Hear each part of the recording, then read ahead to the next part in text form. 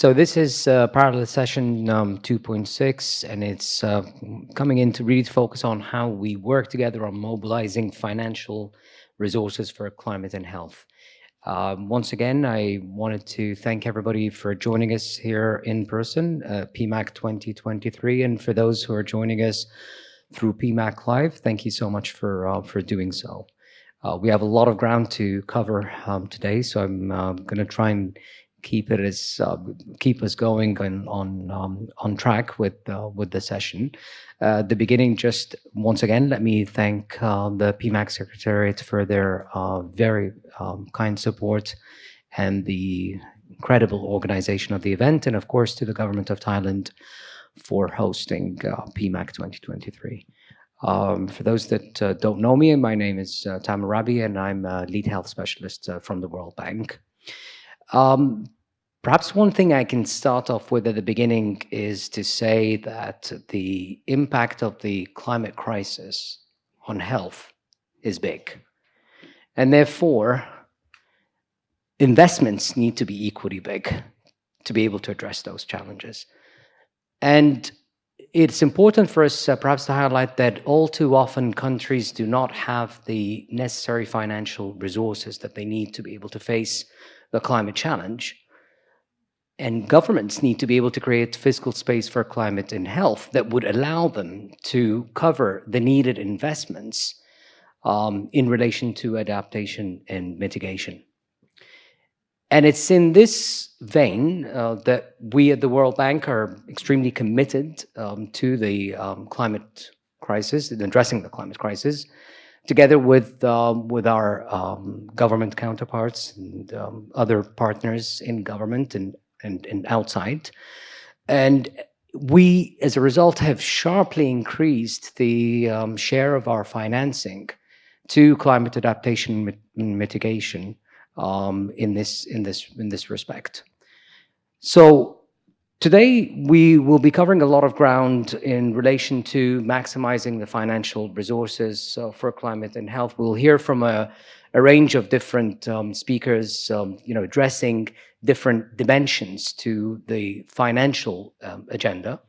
We will hear efforts from a country experience, in this case, Egypt, in how they've been able to maximize and increase resources for financial protection against climate-related health risks.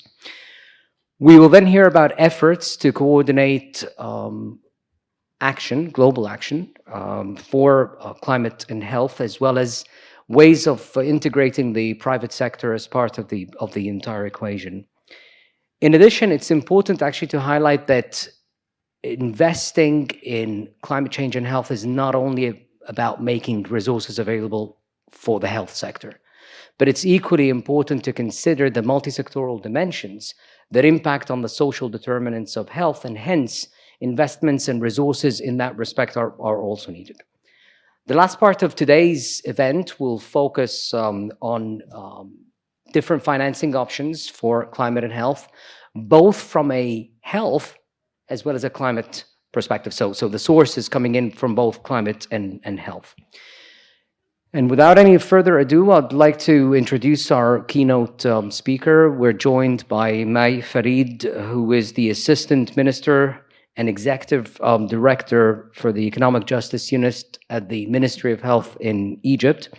She will be giving us a presentation focusing on the critical importance of putting financing mechanisms in place to extend fiscal space available for health. In this regard, May is going to be speaking to the ongoing efforts of the government of Egypt in establishing a green health insurance program.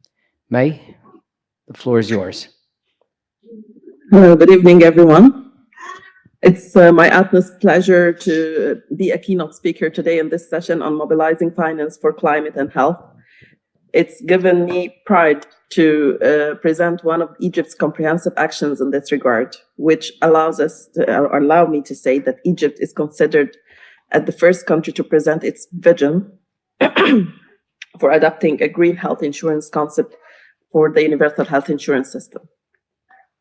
As a new system currently being implemented gradually in Egypt, I'm sorry. We are keen to guarantee the establishment of the universal health insurance system with standards that take into account the environmental aspects and that are aligned in particular with SDG 3, ensure healthy life and promote well-being of all at all ages, and SDG 13, take urgent actions to combat climate change and its impacts, along with Egypt's Vision 2030 and the other relevant strategies, including Egypt's National Strategy for Climate Change 2050. Next, please. So, firstly, what is green health insurance?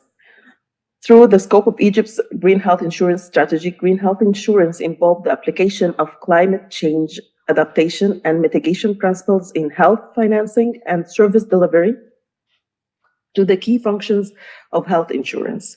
Within the purview of health sector, green health insurance aims to protect and prepare people for current and future climate changes. Next, please.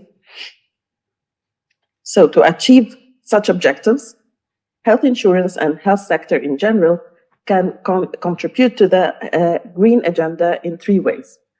First, adaptation of the climate change, where we need to work on the identification, management, and adaptation of risks associated with the climate change through protecting beneficiaries from health risks related to current and future climate change, and also by making health facilities more resilient against outbreaks and other climate-related events such as heat waves, sandstorms, flooding, and so on. The second is mitigation of climate change through reducing the environmental footprint, including greenhouse gas emissions of health services through promoting energy-efficient health facilities, reduce inefficient and wasteful care, decarbonizing energy sources for health services, and reducing embedded carbon in procurement practices in the health sector. And the third thing is ensuring a just transition through the targeting of the most vulnerable to climate-related health risks. Next, please. Using an overarching green health financing approach, of which green health insurance is part, and accordingly, the climate change and environmental issues are taken into account in the three health financing functions, considering what implications climate change would have on each of the three health financing functions, and before tackling the whole cycle of health insurance as follows. Let's start with the first thing, which is the revenue raising. For example, the use of green sources of revenue and taxes to discourage environmentally harmful services. And we can say that the climate-related health risks are expected to lead to an increased demand on health systems at the same time as available governmental resources became even more scarce as a consequence of other climate-participated demands. At the national level, a proportion of national health funding could be allocated that would be an earmarked resources for adaptation and mitigation-related health policies. This funding would need to be reflected in the national health strategies and budget formulations, and can come either from the central treasury or other funds, including through the green health insurance contributions.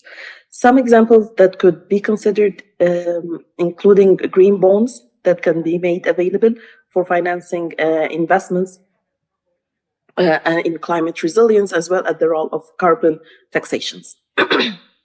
The second is the pooling of funds. Example for this is pooling of risks to protect groups vulnerable to climate-related health shocks. Climate change will affect the risk pooling arrangements to the extent that using existing pooling mechanisms will be likely leave large parts of the population behind.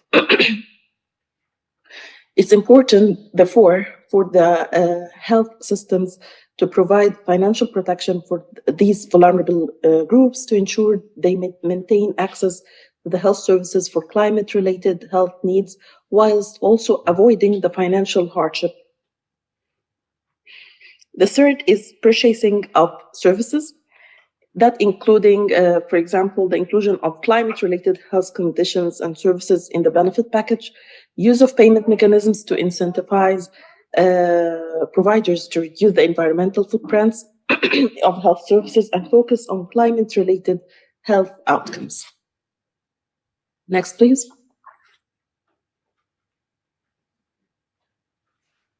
In light of what I have just presented and applying this approach in Egypt, here are the key universal health insurance system stakeholders in Egypt involved under the Green Health Insurance System and their key proposed actions.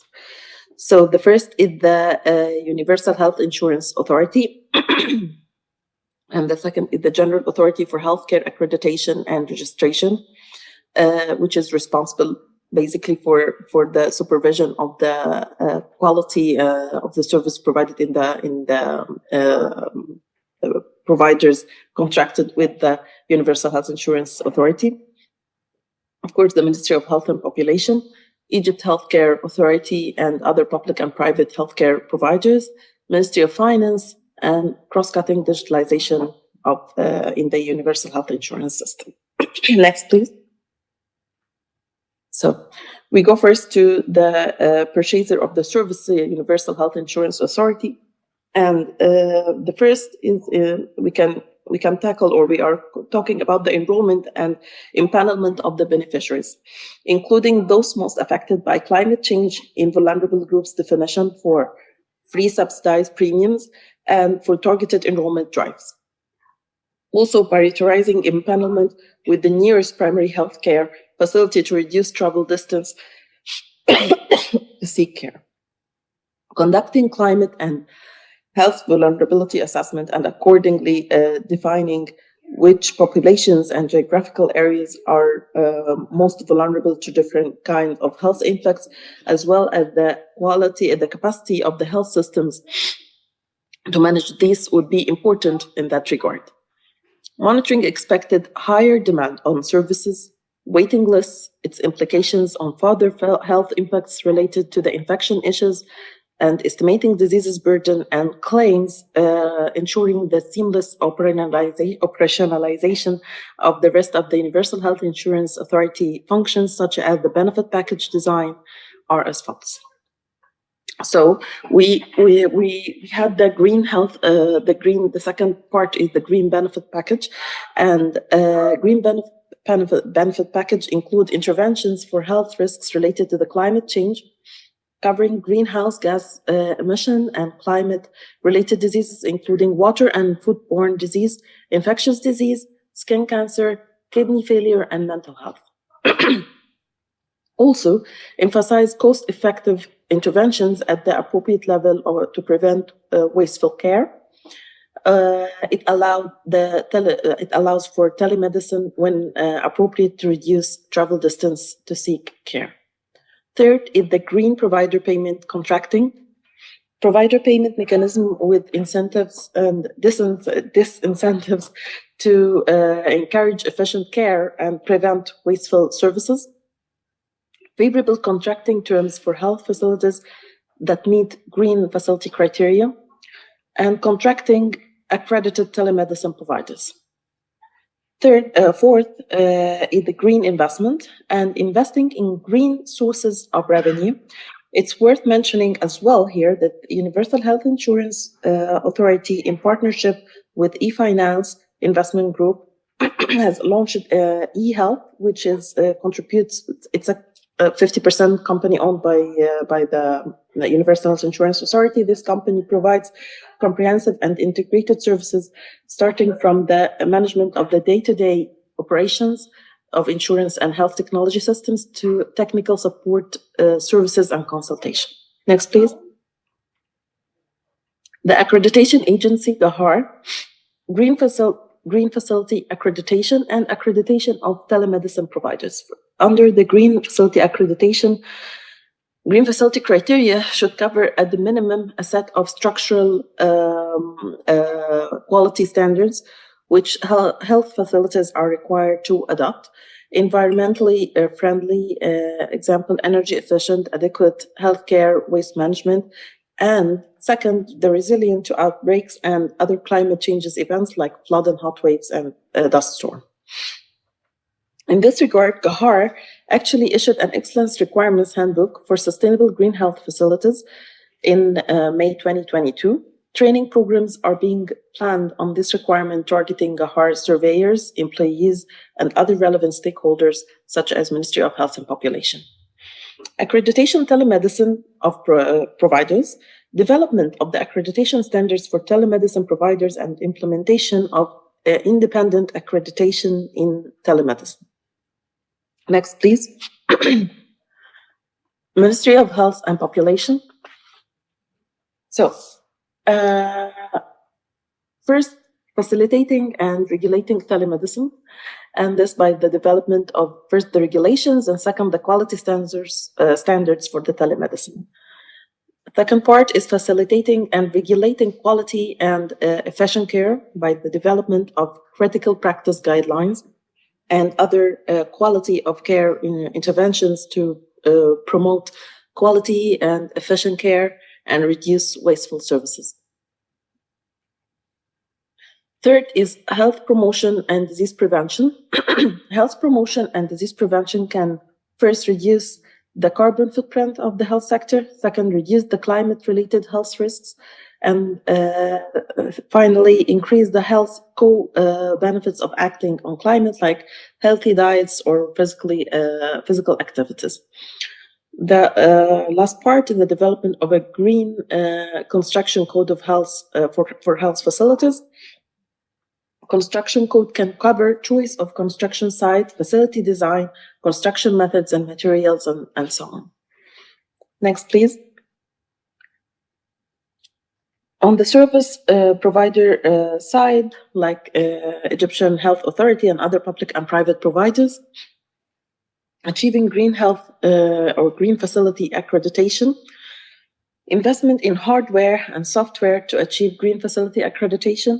Egyptian Health Authority, for instance, has shown during the COP27 some actions taken from their side on that regard. Also, we're having the delivery of green benefit package per the Universal Health Insurance Authority contracting terms and Ministry of Health and Population quality standards in compliance with the quality and efficiency standards by both of them. Next, please. Ministry of Finance, and here we're talking basically on the revenue mobilization for the Universal Health Insurance System, use of green sources for revenue and taxes to discourage environmentally harmful activities, as was stated as well by our side during the high-level UN side event on Alliance on Transformative Action on Climate, on Climate and Health, with the climate-related health risks. We are losing money, productivity, as well as lives. More investment to protect and promote health is needed, and as a finance ministry, we need to ensure that resources are not wasted. Resources are always scarce.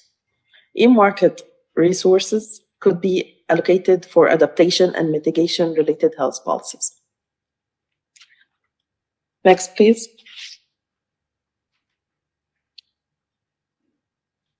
Cross-cutting digitalization.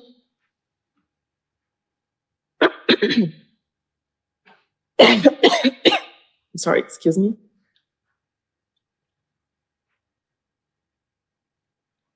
So, yeah, paperless health insurance administration, digitalization of all key administrative processes of a universal health insurance system, including enrollment and empanelment, medical records, claim management, and monitoring and evaluation.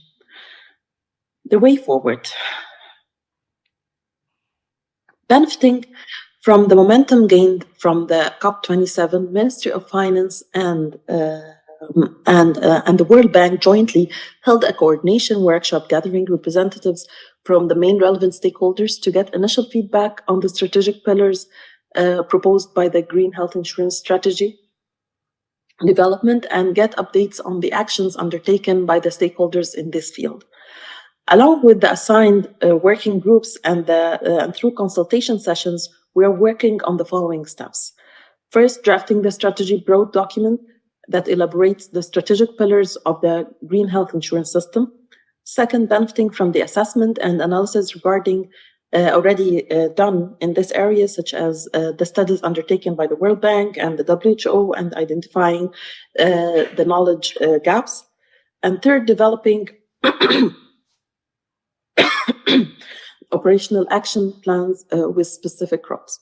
So to conclude, we aim through this strategy that it serves as an integrated and unified coordination strategic framework for the activities and efforts of all relevant national authorities concerned with the universal health insurance system towards taking into consideration the state's orientations for the environmental sustainability and to include the relevant measures and activities in this regard. Of course, such vision and proposed roadmap will not be translated into action without the engagement, consultation, and support from other relevant stakeholders, including the international partners such as the World Bank, which is already collaborating with us on the drafting of the strategy under our cooperation project supporting Egypt for universal health insurance system, and the ACH, which includes a working group specifically on finance. This is in addition to the role of the private sector to develop such a strategy as well as implementing its actions and objectives. I'll stop here and thank you very much for listening. Thank you very much, May, for this keynote presentation, and congratulations to the government of Egypt on really pioneering a groundbreaking program in getting us to think about green health insurance, green health financing, and in taking the approach that you have and considering both adaptation and mitigation in that respect. It was also very refreshing to see the role of the Ministry of Finance in all of this and the coordination that it's carrying out with all the different partners involved in government, as I was mentioning before, but also equally so in the private sector. I've actually had the opportunity to see this firsthand, and we have been collaborating with the Ministry of Finance in Egypt in the development of this program through technical assistance. And clearly, there's more steps that need to be taken to realize the implementation of the program, but we definitely have the right seeds in place, and the initial thoughts are very encouraging in that respect. So once again, thank you very much, May, for the presentation, and thanks for the leadership of the Ministry of Finance from Egypt for that. So following COP26, development partners and governments, they came together. And the reason for coming together, they wanted to agree on how is it that we could increase access to finance to ensure that we can put in place low carbon, sustainable, resilient health system. And it was through that notion that this new alliance was created. The Alliance for Transformative Action on Climate and Health, spearheaded by our colleagues in the World Health Organization together with FCDO. Our next speaker is from the World Health Organization, Dermot Campbell-Landrum. I'll ask you please to join me here on the stage, please. And he will be speaking to the main tenets of the Alliance for Transformative Action on Climate and Health, ATACH, and perhaps even highlighting a little bit of the initial steps that have been taken in that regard and the opportunities to address some of the challenges we're seeing. Dermot, over to you. Thanks so much, Tamer. Thanks for the invitation to speak here, and thanks also particularly to the previous speaker, to the keynote speaker, which is, I think, a good example of, in fact, of what we are trying to achieve through our work with the ATACH. And in this session on financing, I think the first question that people will sensibly ask about financing for climate and health is, well, what are you trying to finance? What are you trying to achieve? What do you need the money for? And climate and health is a very interconnected area. There are so many different connections between climate change and health. It's hard to identify a health issue which is not in some way related to climate change. And so we try and make the high-level asks quite simple. We say you have to strengthen your health system to protect your population against the increased risks of climate change. That's number one. So that's the health system and the supporting system. So that's objective one.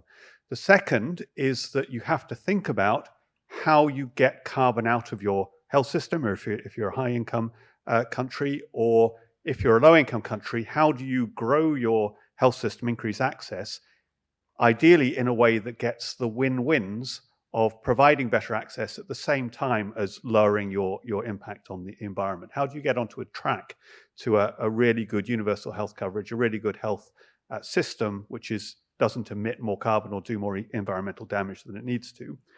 And then that's number two. And then the third is to recognize that we have to get emissions down across society, across all sectors. And the really big emitting sectors are, of course, things like energy production, food systems, transport, buildings, and so on. So we have to do that. But we can do that in a way that actually brings huge health benefits.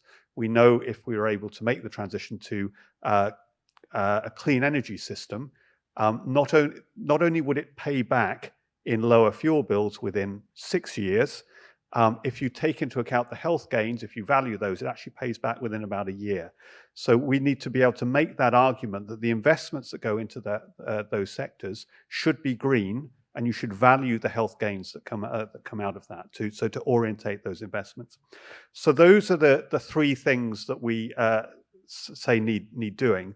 And if you think about the financing around each of those, so in order to make your health system resilient to climate change, it will take additional money. You will have to improve your surveillance systems. You will have to train your health workers. You will have to strengthen your health infrastructure, as we were just hearing from Egypt. So there does need to be additional investment. And that needs, so we're saying that you need to think about how health investments go in such a way that they're also green, and also particularly for low and middle income countries, you should be able to access climate finance in order to do that, because you are having to deal with a risk which is not your fault. It has come from outside. That is recognized in the climate negotiations. There are financing schemes set up supposedly to do that. You have to think about how you access, we have to work on accessing those. In the aspect of greening, in many cases, many of the things that we would need to do to green the health sector, and just a reminder that you probably know this, but healthcare is 10% of the global economy. It's a massive money sector. It's about 5% of carbon emissions. Many of the things that we would need to do, again, if we get them right, can actually save us money. So whether you're in a rich country or a poor country, provision of renewable energy is now the cheapest source of energy there is. Much of health systems often run through government investment. If you can make a good business case for investing in solar energy for healthcare facilities, then you should be able to channel that investment in, because it does actually pay off. So we need to think about reorientating health budgets in order to make that financing work.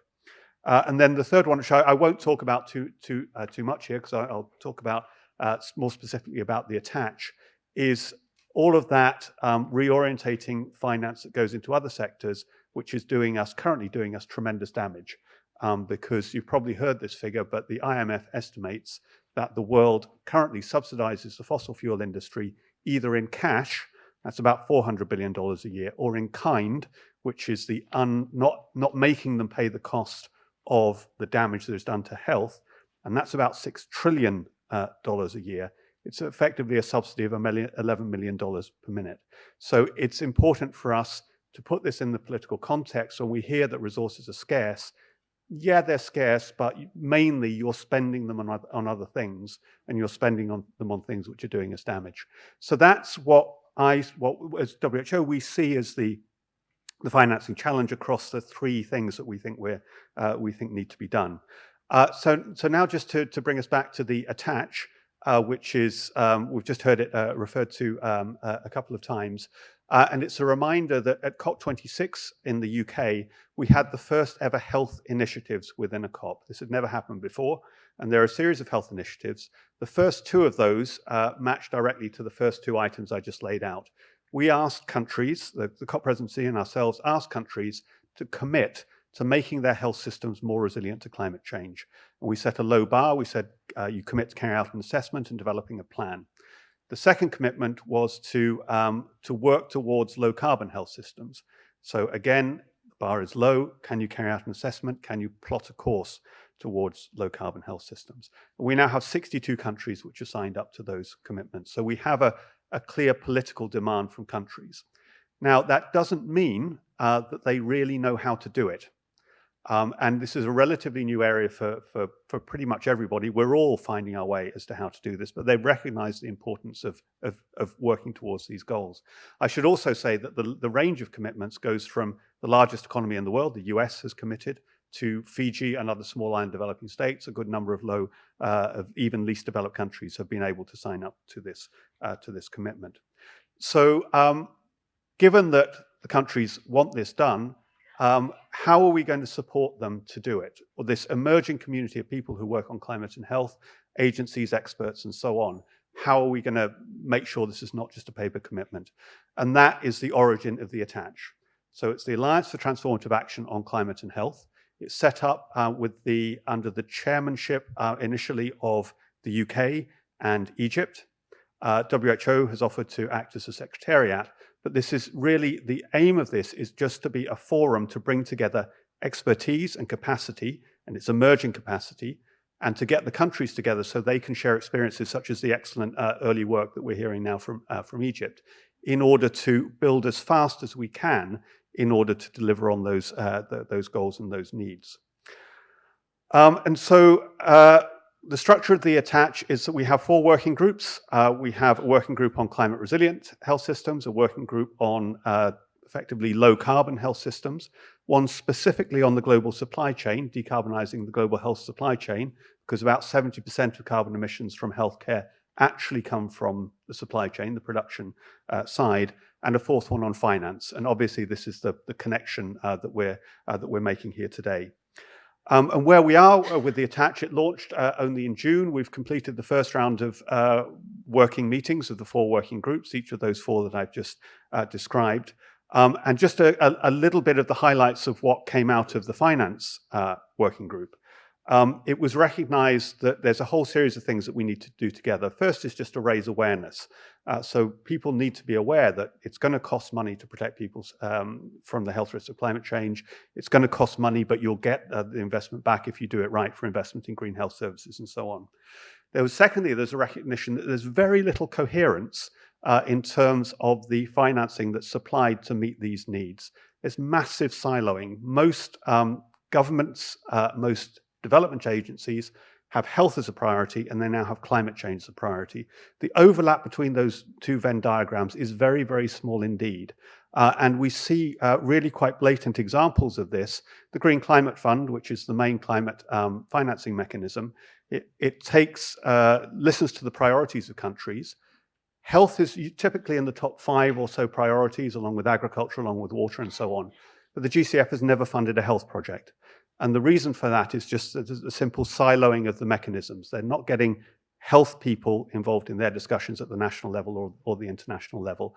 And I would say we see similar things on the health side. So the Global Fund and others are starting to pay attention to more systemic investment in health systems and starting to pay attention on climate change. But for the moment, that is not supported very much on the health side either. And I would say the same about national budgets.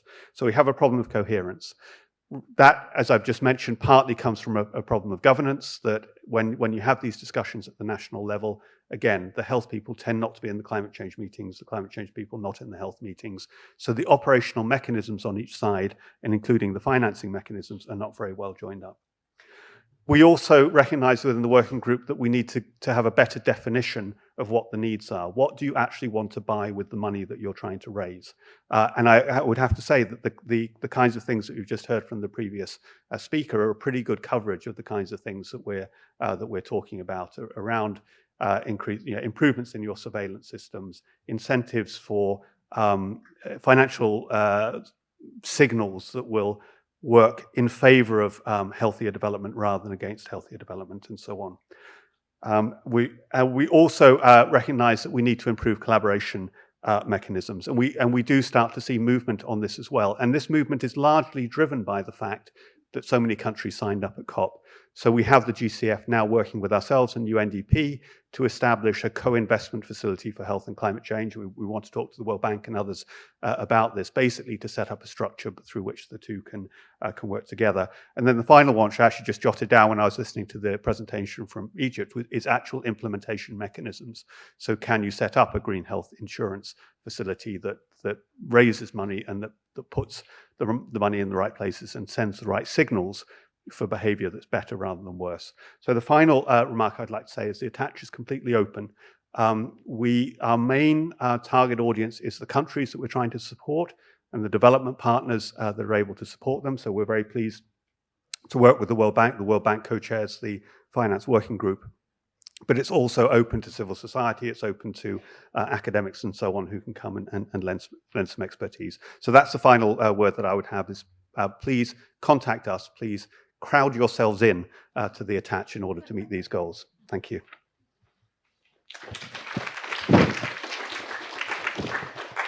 Excellent. Thanks so much, Dermot, for those remarks on attach, and thanks for reminding us on the two commitments that 62 countries have signed up to so far. And in fact, as Dermot is saying, what we've seen is that the work of the different working groups that are under attach are really getting us all to think collectively on how to act together. And on the health financing working group, as Dermot mentioned, there are clear steps that we want to take. And one of those that we've also been able to discuss is how can we advance our thinking, as we've heard this morning in a previous session, PS 1.6, on moving towards the best buys for climate and health. So I'm going to move over to the next speaker. We're joined by Harish Hande from Selco in India. And Harish is going to be speaking to us really about the role of the private sector in how they've been able to raise finance for the electrification of healthcare facilities in India, and the success that they've been able to achieve through his organization, particularly during the time of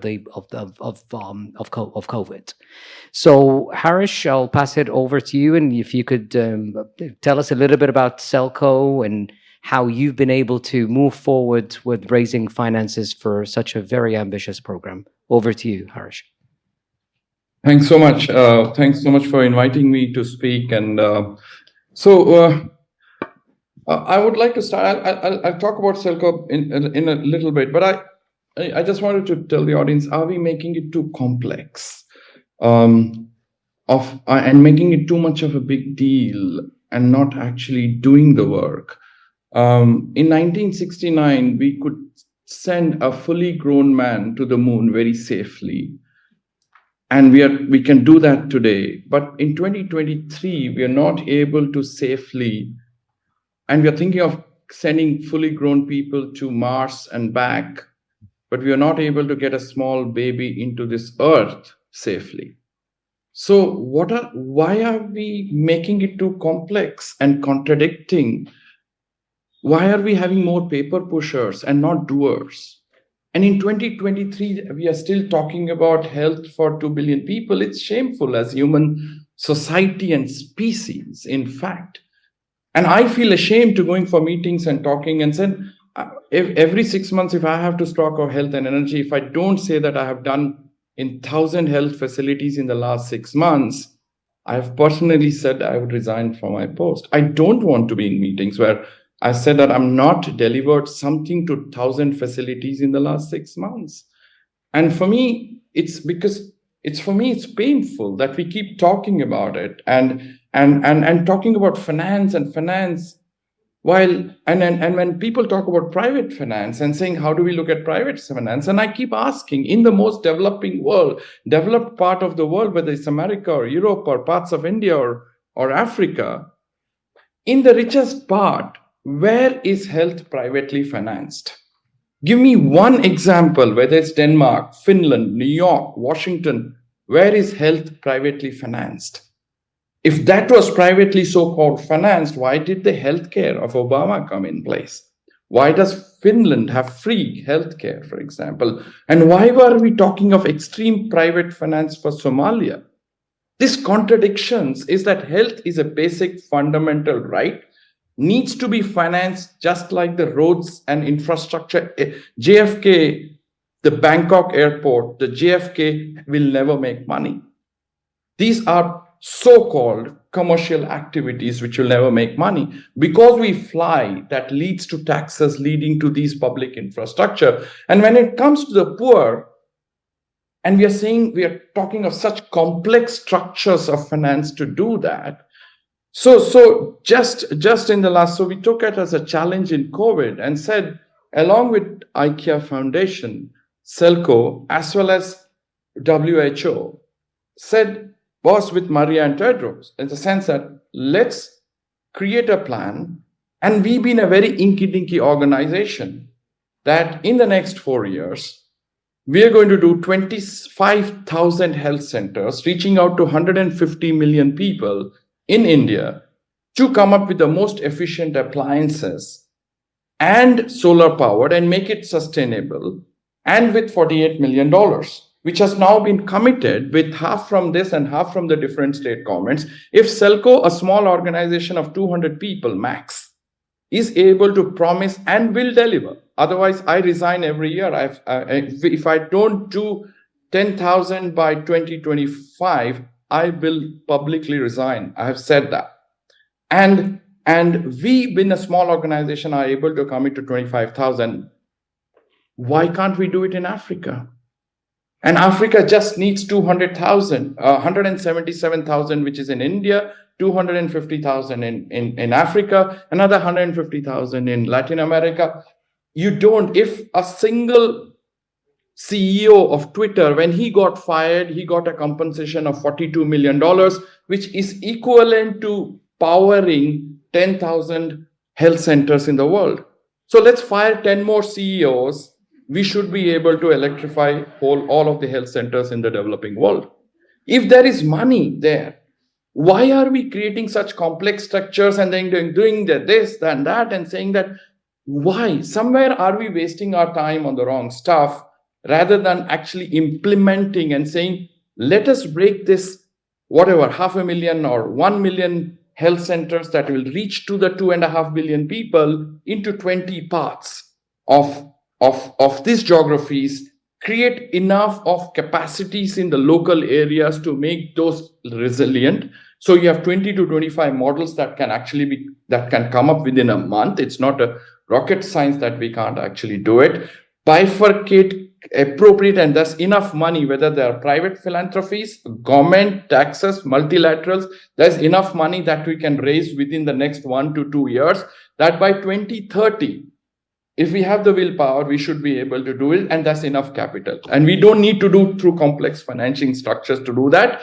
And we really want to prove by next 2 years, we used $2 million to do and leverage local government capital to do 3,500 systems in India in the last 3 to 4 years during the COVID time. We were able to do it, leveraging local capital to the maximum. Local capital in terms of government money and local infrastructure that the local people were able to do that.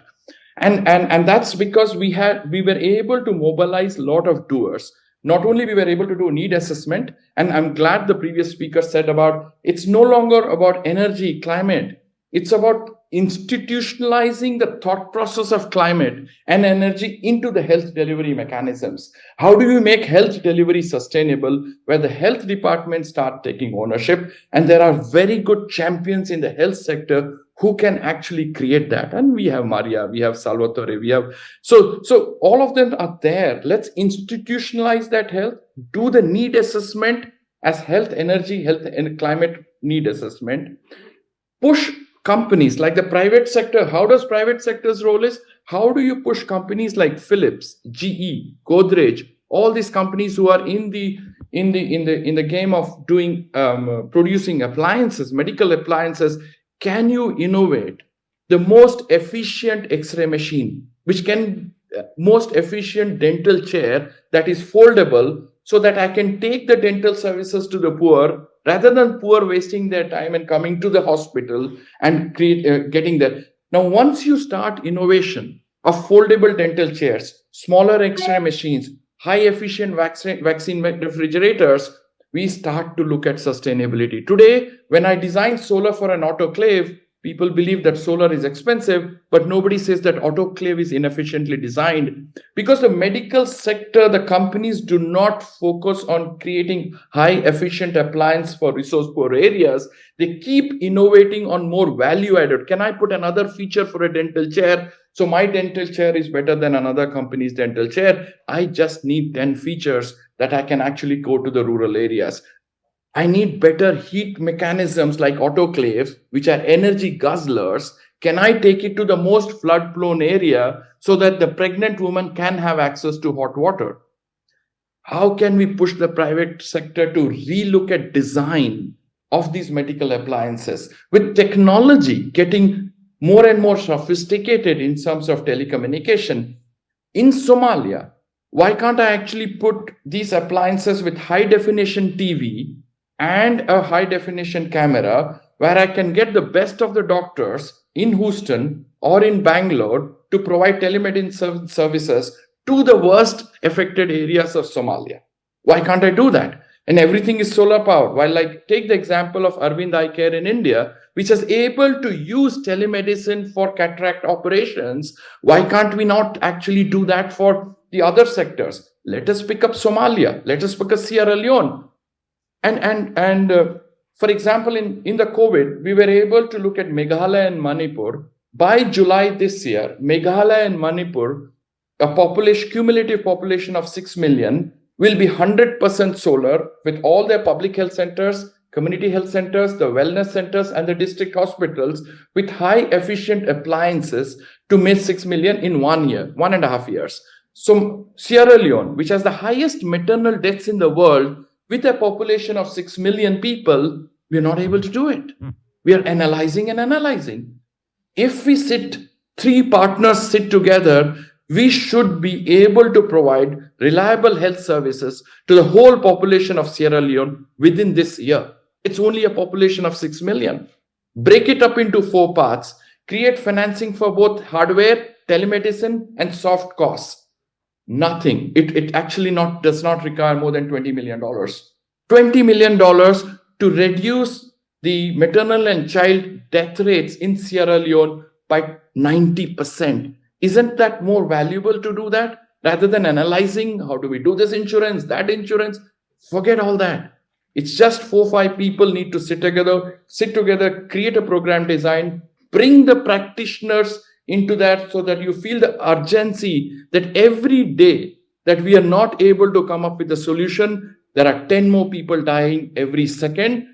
Are we not responsible for the 10 people? Not because we have the luxury to talk in such conferences, but we also need to look at our responsibility to take that action today. And my question is, it's not about private capital, philanthropic capital, or government. Money exists.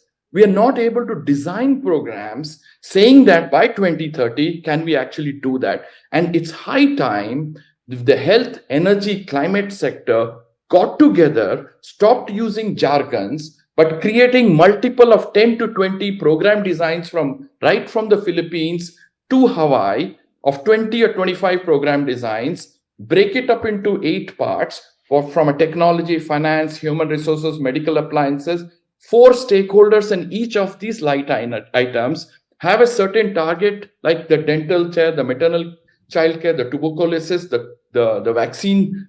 We should be able to solve the technology issues, the business model issues, and the financing issues by 2025, and use the 2025-2030 to make it implementation. So by 2030, we should make sure that the SDG 3, SDG 7, that is sustainability, and SDG 13, climate resilience, can be clubbed together and solve it by 2030. We don't need more than 7 years. And there's enough capital. Private sector, like private organizations, like companies, should come up and look at clear innovations that are required for the medical industries, which can be mapped out, has been mapped out. Capital, like the philanthropic capital, the state taxes, need to get together and look at health as a fundamental right. Financing and all is out of the door. Finland cannot finance. New York cannot finance. Forget Somalia that we look at private capital to finance. the last mile health delivery, bring in the architects in the world to redesign public health centers to make it more efficient, so that it's resilient for the next 20, 30 years from a climate perspective, and plan it and make it and create local ownership to make these models actually work. Thank you so much for giving me this opportunity, and then hope that we don't have to talk and create such conferences that so many people are doing, but we should stop. Our aim is to exit from such conferences by 2026. Thank you.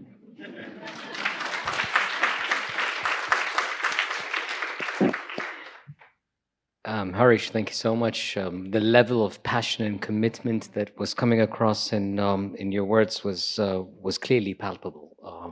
Certainly, your messages are loud and clear, and they're very well heard. We need to act, and we need to act yesterday.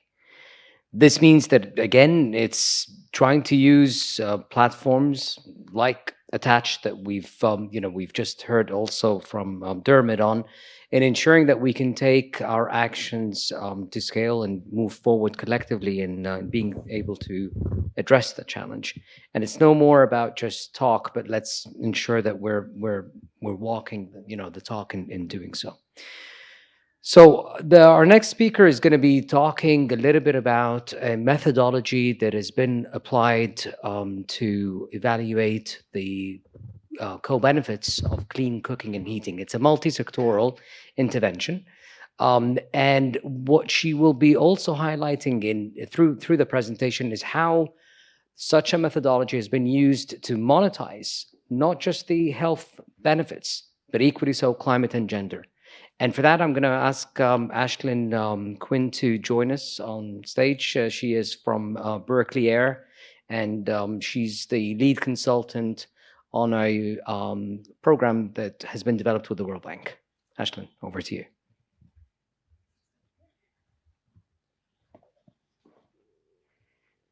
Thank you so much, Tamer, and thank you for being here, and to the organizers for having me. I feel like I need to give a caveat that I'm probably the only non-economist on this panel. I'm an epidemiologist, but I've had the pleasure of working with the World Bank on this project that I'll describe to you, which is really in support of results-based finance. So my field is clean cook stoves and household air pollution. And the title that I'm giving this short talk is just, can evidence supporting health co-benefits unlock new revenue to scale up clean cooking? Let's see if I have the power here. Oh, I do. Okay. So I think we've been speaking about air pollution and household air pollution quite a bit at PMAC already, but just to kind of cover the basics here, there are 2.4 billion people in the world who today cook with biomass fuels, such as wood or charcoal or dung. And cooking this way and depending on these types of fuels for your household energy needs results in household air pollution. And that has been attributed to 2.3 million deaths in 2019. It's actually 4% of all global deaths. So it's really quite a significant health burden that the science community and the development community have been trying to solve for some time. Unfortunately, despite the availability of cleaner options for cooking, and those are things like electricity and gaseous fuels that don't emit particulate matter that is breathed in and causes health problems, despite the fact that there are solutions to this cooking problem, there's been relatively little progress towards scale in the last 20 years.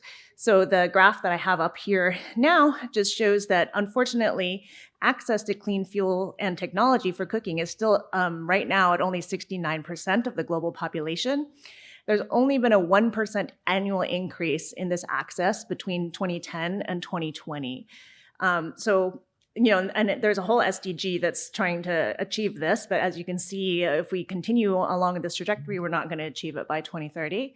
And it's also inequitable in different world regions. And at the bottom of the slide, I just put some statistics from sub-Saharan Africa, where actually the number of people without access is increasing. And this may seem counterintuitive because there are a lot of programs in place to try to get clean cook stoves to Africans.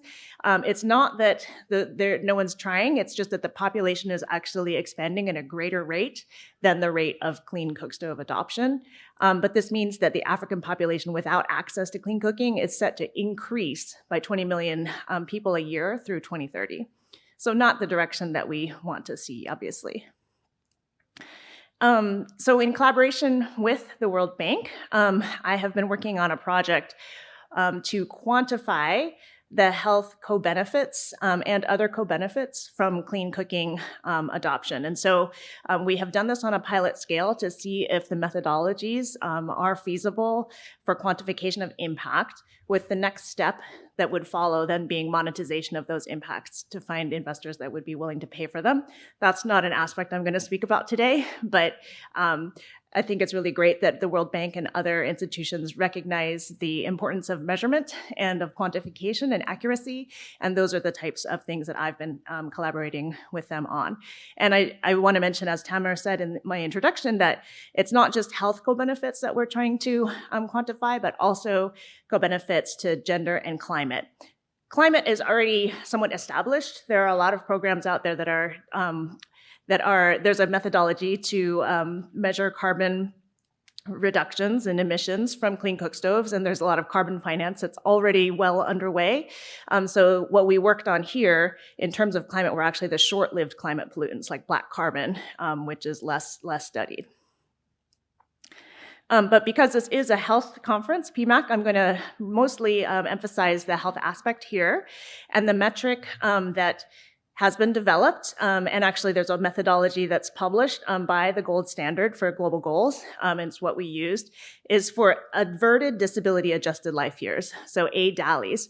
A few other sessions I've attended at PMAC have mentioned DALYs, which is a measure that incorporates both mortality and morbidity into one single metric that's called the disability adjusted life year. And that's just so that it can be a standardized way of kind of accounting for the total health burden that's associated with a particular risk.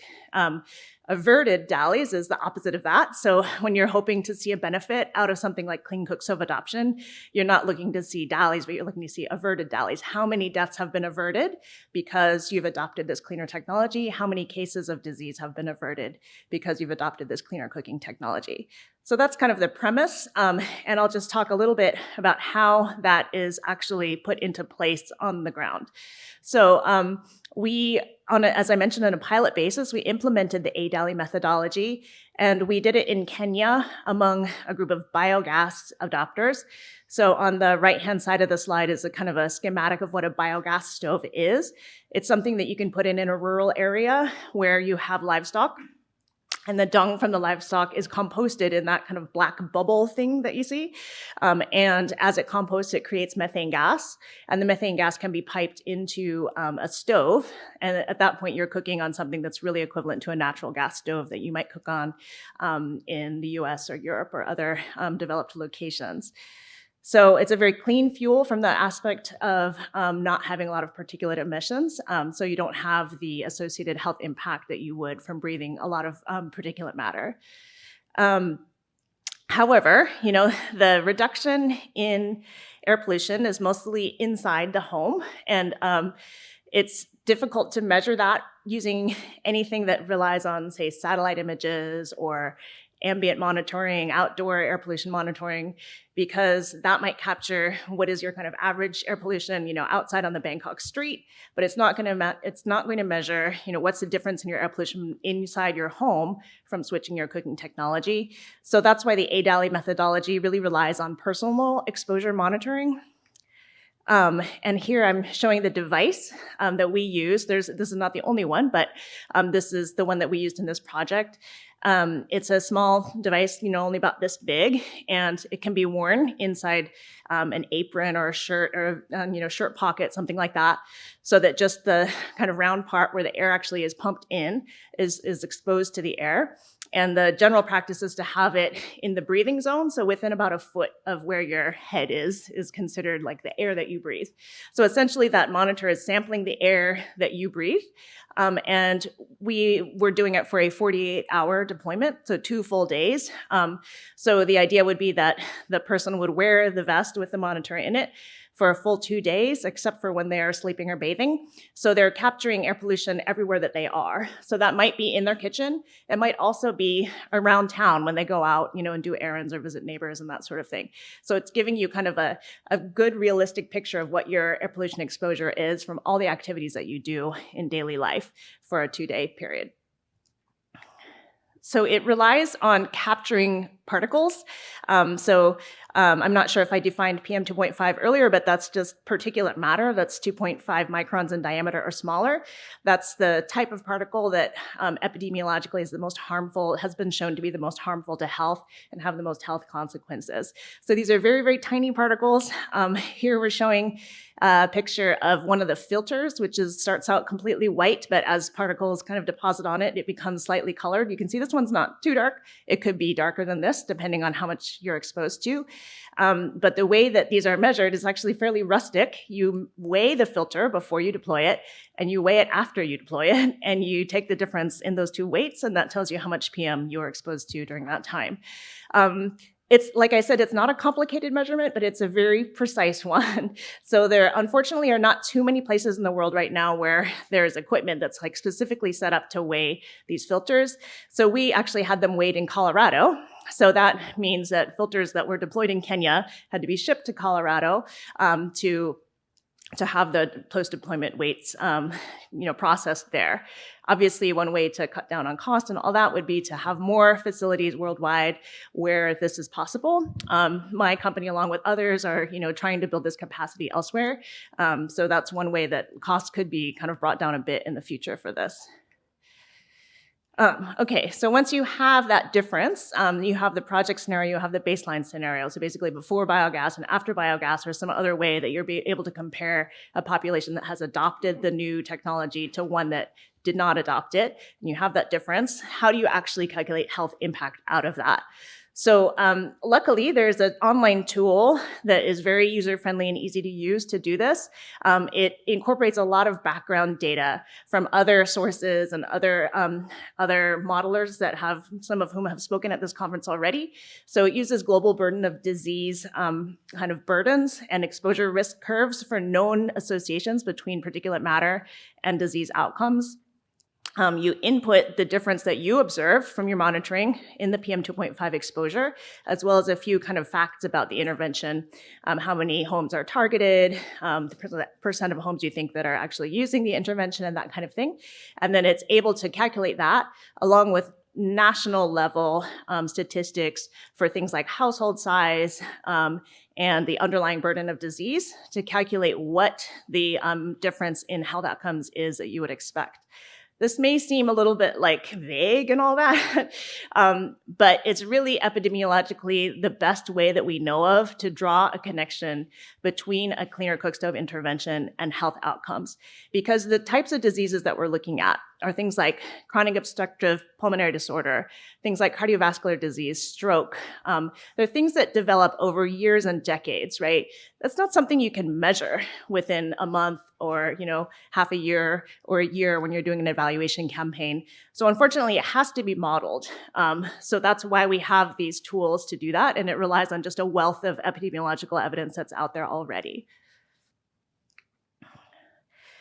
So those were the ADALIs that I just mentioned. And, we, in the project that I was just describing, we were able to measure an impact. The results have not been published yet, so I'm not disclosing them here, but I think they will be soon. There will be a report that will come out soon so that you'll be able to see it. But I really think that the methodology is kind of, and just showing that it was feasible on the ground was one of the most important aspects of this work. But we also measured two other co-benefits, like I mentioned in the beginning. So the black carbon, which is the reduction in short-lived climate pollutants, and also gender impact for women.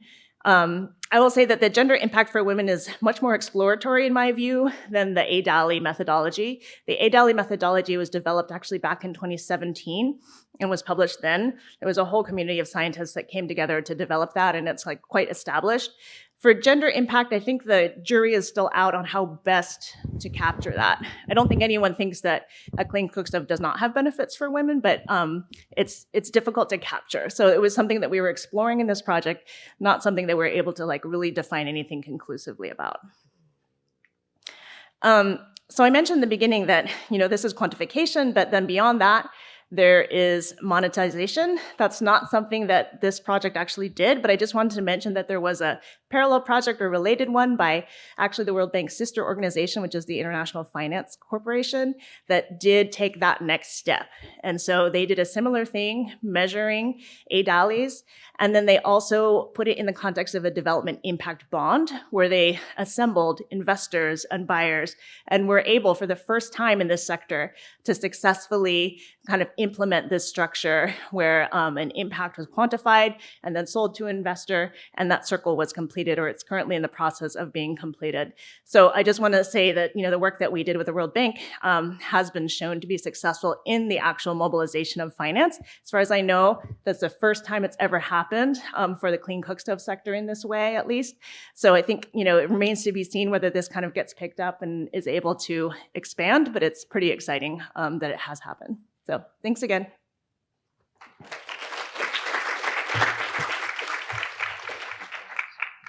Thank you very much, Ashlyn. And indeed, it was a very innovative process to go through developing of the ADALIs and then putting it into application. Here, perhaps in addition to the work that IFC that you've referred to, I guess it's also important to highlight that the World Bank established the Clean Cooking Fund, which will be providing for grant resources to low and middle income countries to really push on the monetization of these health, climate, and gender co-benefits that you've been referring to. So we're going to shift gears a little bit, and the next part of today's event is going to actually take us a little bit into the thinking around where are some of the financing sources. You know, how can we think about that from both a health as well as a climate perspective? And I just wanted to remind us all that, you know, we're not yet perhaps completely out of it, but the devastating human, social, and economic toll that came through COVID has actually reminded us, or has highlighted, that we need to work towards ensuring that we are putting in place resilient health systems that are able to adapt to shocks of whatever nature. And in this regard, our next speaker is actually going to be speaking about a new fund that has been established in September of 2022. That's the Pandemic Fund, which came in to support low and middle income countries with their preparedness for any potential acute climate-related health challenges. So we're joined by Priya Basu, who is the executive head of the Pandemic Fund, and she'll be speaking to us about the role of the Pandemic Fund and how they could be providing financial as well as technical assistance to low and middle income countries to ensure that they're well prepared and able to respond to any future pandemics. Priya, over to you. Thank you so much, Tamer, and thank you to the PMAC Secretariat for this opportunity to present the Pandemic Fund. I have a few slides, so if I can just request the organizers to put them up, that would be fantastic.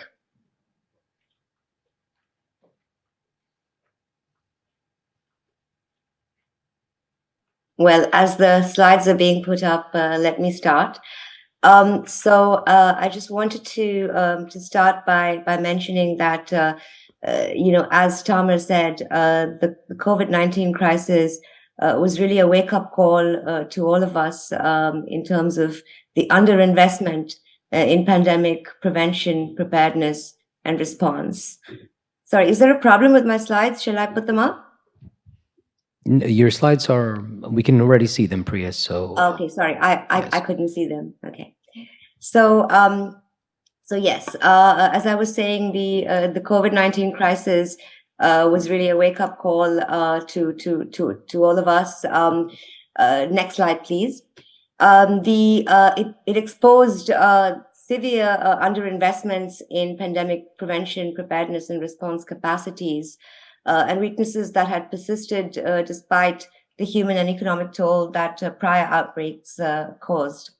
And so in 2022, at the start of the year, the G20, under the Indonesian presidency, asked the World Bank and the WHO to look into financing needs and gaps in the area of pandemic prevention, preparedness, and response. And we estimated that an additional $30 billion in financing per year is needed at the country, regional, and global levels over the next 5 years to fill these gaps. And that 2/3 of this needs to come from domestic financing and about 1/3 from external financing.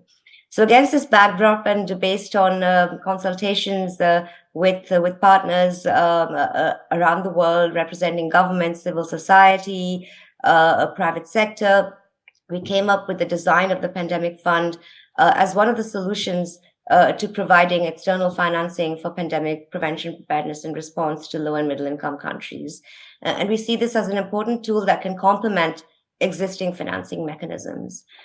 Just some of the key moments on the pandemic fund. So on June 30th, we took the proposal to the World Bank's board for approval. Very quickly then, over the summer, we developed the design of the fund and its operational and governance structure. And on September 8th, we formally established the fund as a financial intermediary fund at the World Bank with its own governing board, which is chaired by Dr. Basri, who is the former finance minister of Indonesia. And then we launched it. We launched the fund in Bali on the margins of the G20 Finance and Health Ministers meeting and Leaders Summit. I got a lot of support and credit for a truly multilateral mechanism in times where multilateralism is sometimes under threat. And then we, throughout this process, we were fundraising, and we now have about US dollars 1.6 billion, a little over that actually, in pledges from 25 donors, 22 of whom are sovereign donors, and 3 are philanthropies and non-profits.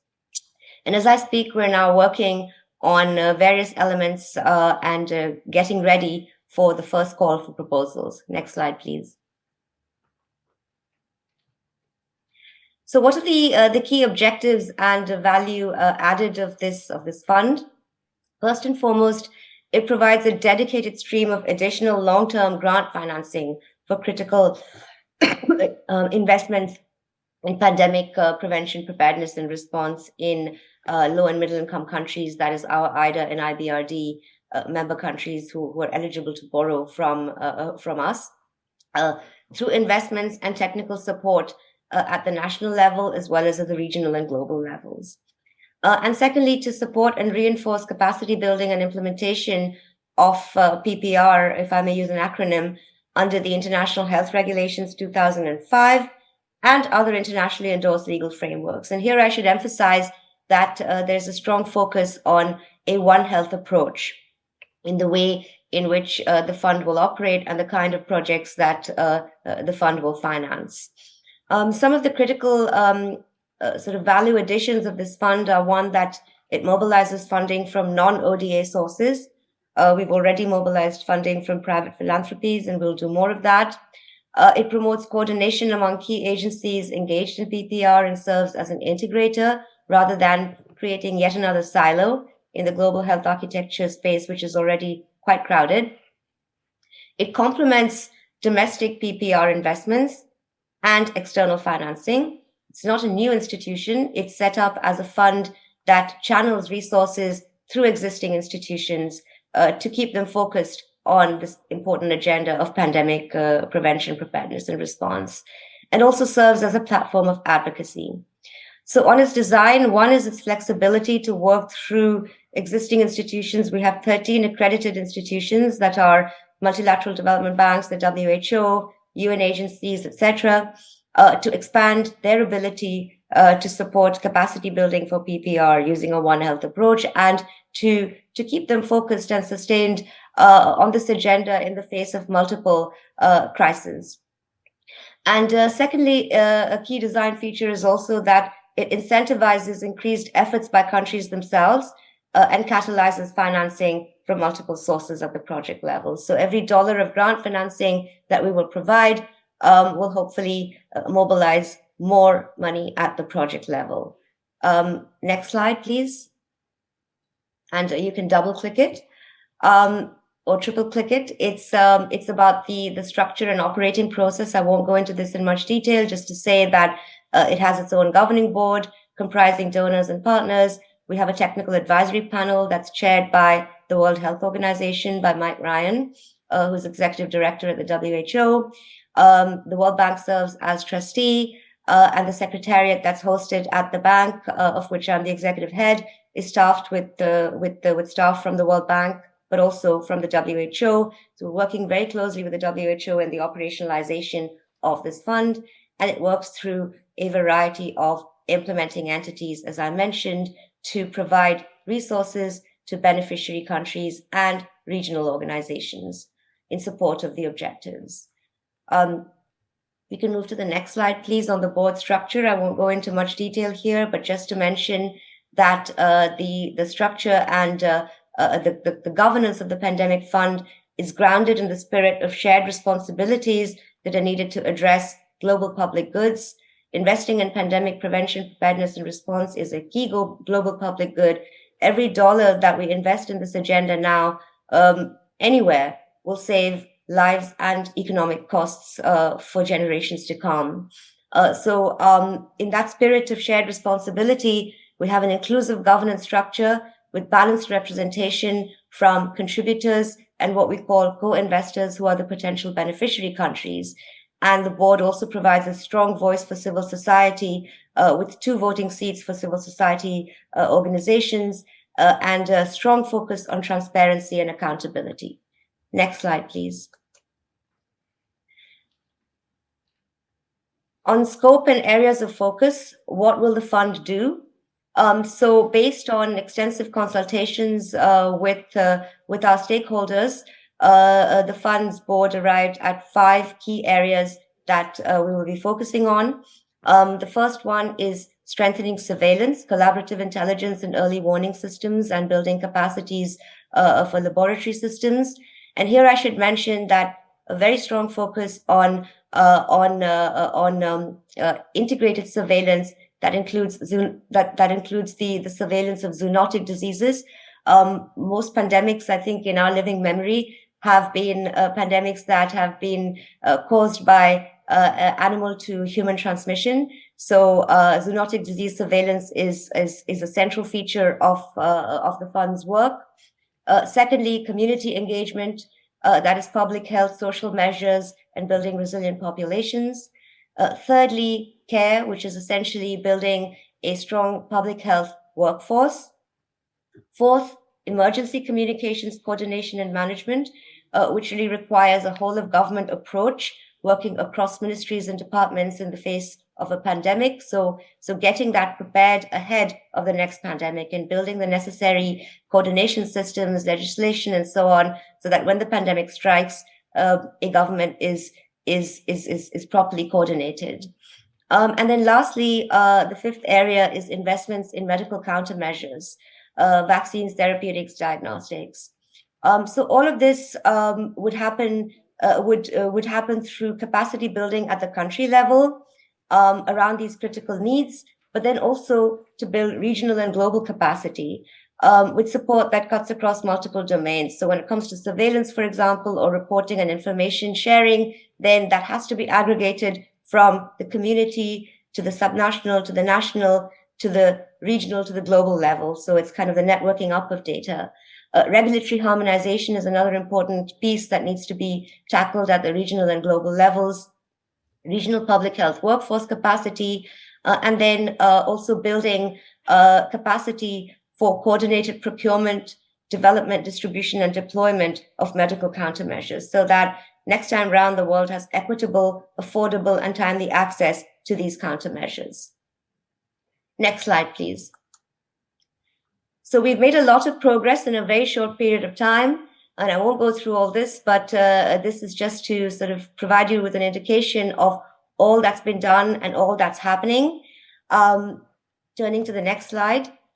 We're now in the throes of finalizing the first call for proposals, through which we will be soliciting proposals from our eligible countries and regional entities. The focus of the first call for proposals will be on surveillance, on building national lab systems, and on human resources. It will be an inclusive and country-driven approach. We will accept proposals from single countries, from groups of countries and from regional entities in low and middle income countries. Funds will be channeled to beneficiaries through that list of 13 pre-selected implementing entities that I mentioned earlier. In terms of the key principles, all proposals will need to demonstrate strong beneficiary ownership. All proposals will also need to bring co-financing from the implementing entities, so that every dollar of grant financing leverages money from MDBs and others.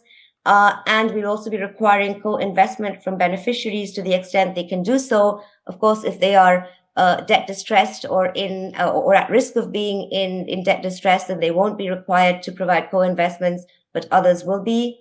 The funding envelope for the first call will be somewhere between 300 and 400 million, and we expect to issue it shortly with proposal submission by mid-June, after which we expect to start disbursing resources in 2023 and onwards. So that in a nutshell is the Pandemic Fund. Thank you again for the opportunity, and looking forward to answering any questions. Thank you very much, Priya, for outlining the work that you've been doing in getting the Pandemic Fund together. And it's obviously very clear that it is coming in with a very catalytic approach. That's, I guess, the first point. The second thing is the flexibility nature of the Pandemic Fund certainly speaks to that, and the inclusive governance that was also highlighted in your presentation. But it was also very refreshing to see the areas that you've identified as the first sort of areas that the Pandemic Fund will be funding or financing, in relation to surveillance, in relation to national laboratory capacities, and also HR. And certainly, please look out for the first call of proposals coming out quite soon. So we have another speaker that's going to perhaps shed a little bit of light on what potentially are some of the challenges in accessing resources and financial resources for climate and health. But looking at the opposite side, what are some of the opportunities to deal with those challenges? And here we're going to be joined by our colleague Loreto Rufo from the Climate Investment Fund. Lori, over to you.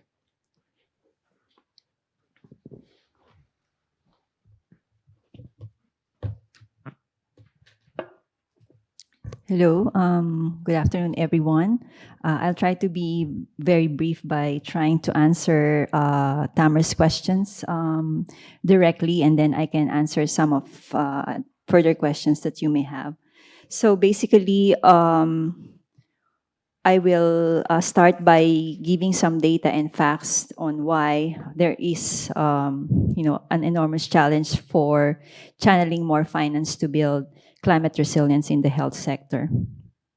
So average annual global finance for adaptation during 2019 and 2020 across all sectors have been estimated to be only about 46 billion.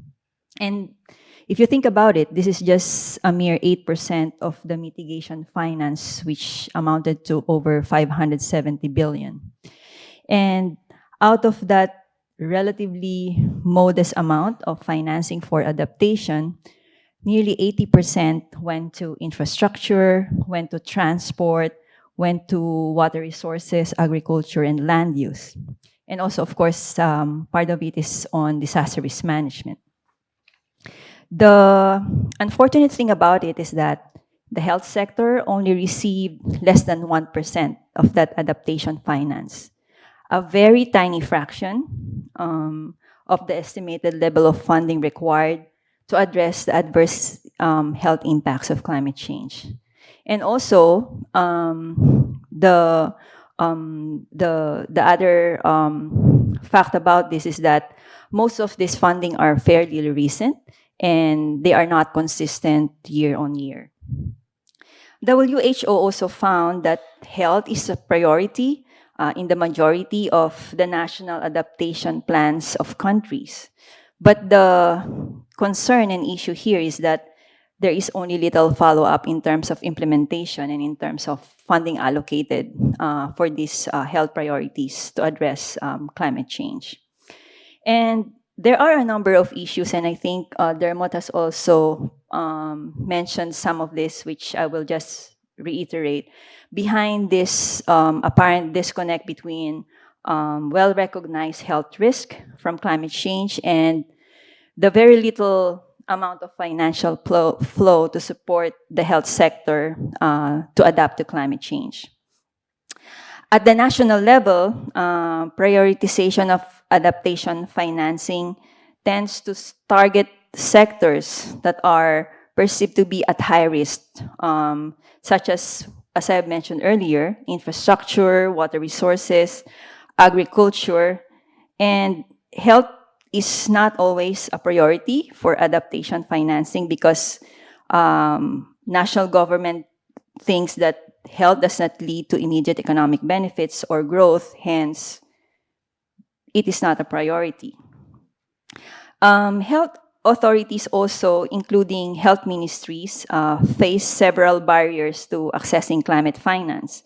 And of course, this includes the lack of information about what are the climate financing opportunities, because normally in a particular country, it's the Ministry of Environment or let's say the Ministry of Energy, if it regards to mitigation, addressing greenhouse gas reduction, who are involved or who are more familiar of what are those financing resources that can be accessed. Most healthcare actors also are disconnected with the climate change process. So I think with this conference, I hope it will be able to contribute to making an opportunity for health sector stakeholders to be part of that climate change processes, to provide more money for addressing health issues that were brought by climate change. And also, in low and middle income countries, there is usually insufficient domestic budget in the health sector. And this compounds the issue of providing more money for addressing health and climate change. But there is hope and there are opportunities to address these challenges and scale up climate finance to enable actions at the health and climate change intersection. So one is that there are actually well-articulated entry points for action at the health and climate change intersection.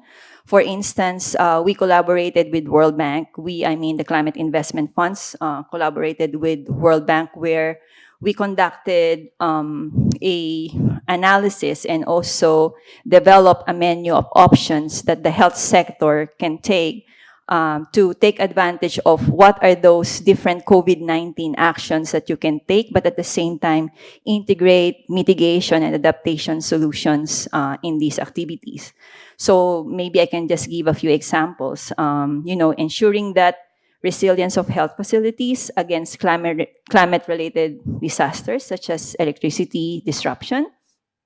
Setting up strong contingency plan to ensure the continuity of COVID-19 services during climate-related disasters. The health sector can also adopt low-emission energy and energy efficiency measure for COVID testing, isolation, and treatment facilities, and that includes, for instance, natural lighting and ventilation. There's also an opportunity for establishing sustainable healthcare waste management in testing, isolation, and treatment facilities, and that includes waste minimization, segregation, safe recycling, and of course, phasing out incineration. Multilateral financing institutions and initiatives like the Climate Investment Funds, we have been taking an increasingly proactive role in supporting the development of adaptation and mitigation measure for the health sector. And we do this through policy engagement, increasing funding for the analysis of the intersection of climate and health, and trying to support support countries by translating these policy ambitions into actual investment plans with costed programs and projects. So I'm gonna give a few examples. So under our pilot program for climate resilience, which is the adaptation funding window of the climate investment funds, we supported vulnerable countries in the world to invest in resilient infrastructures, including water supply systems and health facilities. And also we help countries invest in improving food security. We have also invested more than 300 million in hydromet services to improve climate services, early warning systems, and disease surveillance systems. So this is one opportunity where I think the health sector and climate experts and climate scientists can actually work together to provide information, climate information to the health sector to make more informed decisions. And under our forest investment program, we are also helping indigenous people in turning into traditional health protection practices by basically using plants as preventive medicine. And we have been doing a lot of these types of activities in African countries. In Honduras, for example, under our Scaling Up Renewable Energy program, we have helped the country build solar-powered mobile clinics to strengthen the health system's capacity and meet the increasing demand during the pandemic. So the examples that I have mentioned are those that are for those programs that we have established since 2008, and now we are at the new phase where we have also launched new programs to be able to further help countries in addressing climate change, and at the same time taking that as an opportunity for the health sector to contribute to addressing climate change issues. So under the Renewable Energy Integration Program, we are supporting cutting-edge technologies and other emerging innovations on renewable energy integration solutions. So basically, that would include employing renewable energy technologies to enable the safe storage and transport of vaccines and medicine, and also promoting energy efficiency in hospitals and health facilities. I have discussed this in a more detailed manner earlier on, the Nature, People, and Climate Investment Programs of the CIF. Here, what we wanted to do is to finance integrated landscape solutions by working with indigenous people and local communities to improve health, improve well-being of rural communities, but at the same time, conserve natural resources through the use of nature-based solutions. And so through these new programs, we hope to apply also new financing models and approaches. So basically, CIF has the flexibility to offer different types of financial products, offer different types of arrangement, and also encourage private sector and philanthropies to be engaged in our programs and projects. So maybe I'll stop from there in terms of the CIF programs and activities. But I think one thing that I have observed and reflected on in terms of implementing this project is that it is important to have a convening platform where relevant stakeholders would be able to get together to identify workable solutions to address health and climate change issues. As mentioned earlier by the gentleman, I think from India, he said that, we don't only need health specialists to address issues in the health sector and in climate change, but we also need other experts like architects, engineers, and economists. So the collaboration among different types of expertise and different types of institutions, I think is very important to be able to provide solutions, identify and implement solutions to address this very critical issue of health and climate change linkages. Thank you.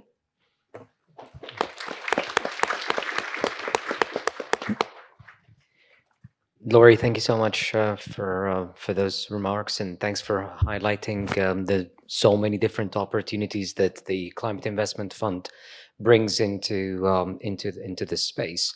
Also, the challenge that you've highlighted at the very beginning. I should perhaps say here that the Climate Investment Fund is also very keen on innovative solutions and groundbreaking thought leadership in different areas. And in fact, one of the things that we probably will be working very closely in the World Bank, but other multilateral development banks as well, with the Climate Investment Fund, is going to be in areas like green procurement, green health technology assessments, and other topics, to be identified. Okay, so our last speaker for the day before we open it up for discussions and Q&A will be my colleague Thomas Palu, who will be speaking to the World Bank's commitment to the climate and health agenda and how we've been able to make financing available to our client countries in that respect. Thomas, over to you. Thank you. Good afternoon. I told Ravi Tamer then that I can be a buffer. So if we run out of time, I speak for 1 minute, or I can also fill the gaps if there are any. But there are very few, I think, that are left. But let me say a couple of words, and I'll start with what Tamer said in the beginning. I think the needs for financing far outstrip the available resources, or at least the perception what the world is doing right now. We heard it at the World Bank annual meetings. I think in the COP27 also there was a call to multilateral financing system to do more. And as our managing director says, we already tried to do more. As Tamer said, we've been stepping up. I think the last fiscal year we put about 32 billion into climate action. It was stepping up from the year before. That was 26 or 27, and it's 36% of the bank's financing. It was so, but it's still not enough. And I think questions are asked whether the multilateral system is fit for purpose in terms of some of these global challenges. Climate change is one, and pandemic preparedness is another one.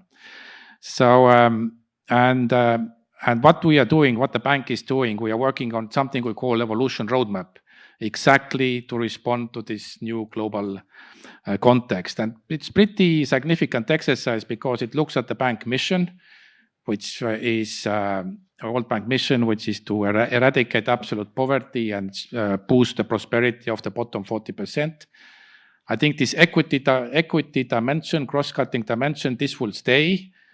I think we expect, because that cuts across anything we do, including in climate action.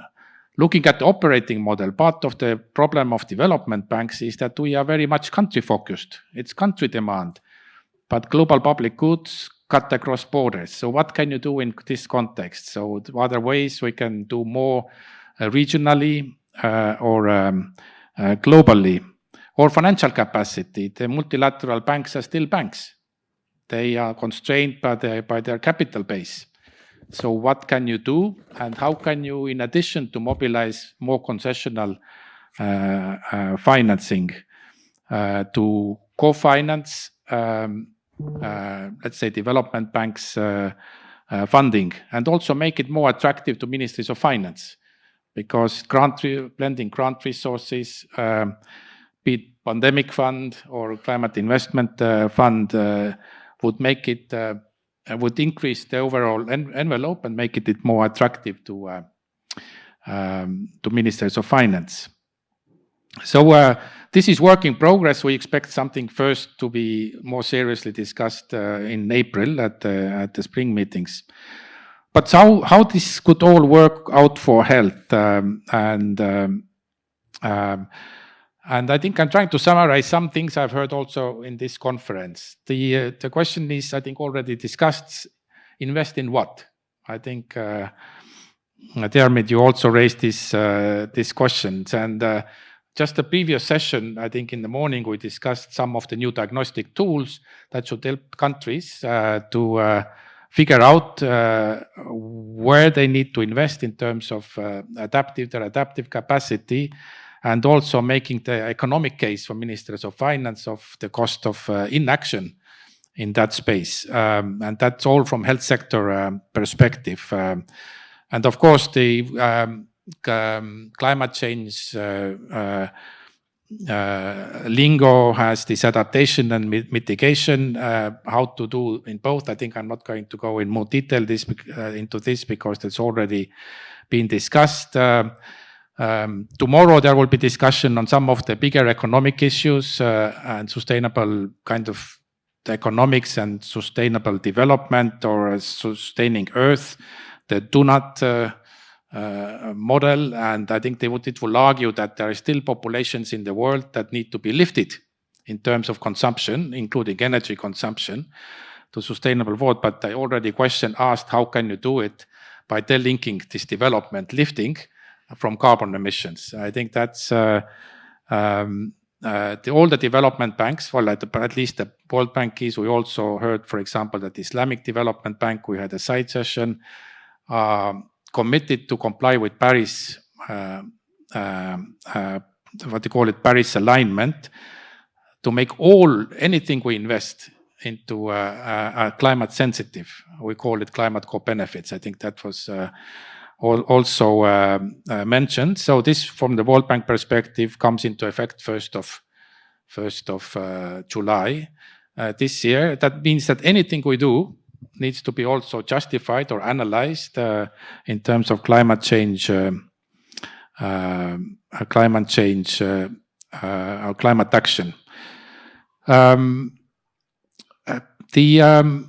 I wanted this pandemic fund it's the new collaboration, and I just want to bring attention to some of things you already mentioned.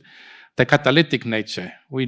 We can't have external funds to replace domestic funds. We need to find a way how they catalyze domestic, but also other international funds. And I think what we have really done too little, perhaps, is to see how can we mobilize climate change funds more into the health. I think the opportunities there. And we have already collaboration in multilateral system. There is a global action plan for MDG, or for the SDGs into SDG 3, and there is a sustainable financing for health accelerator.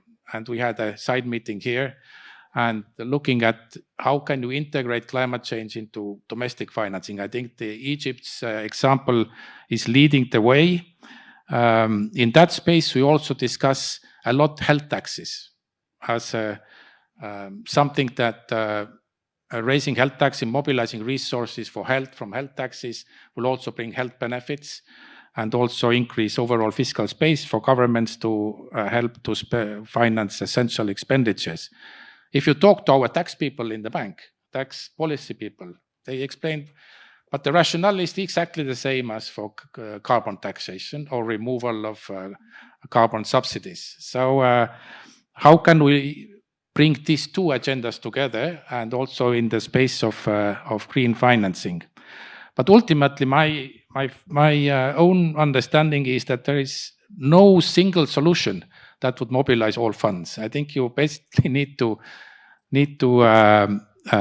use all levers, ways incrementally, where you can increase the envelope, and domestic sources, health sources, making them climate smart, climate sources, making them health smart, innovations like social impact bonds that were mentioned in the context of clean cooking, engaging private sector. We in bank, we discussed about Cascade, how the public sector can leverage private sector funds.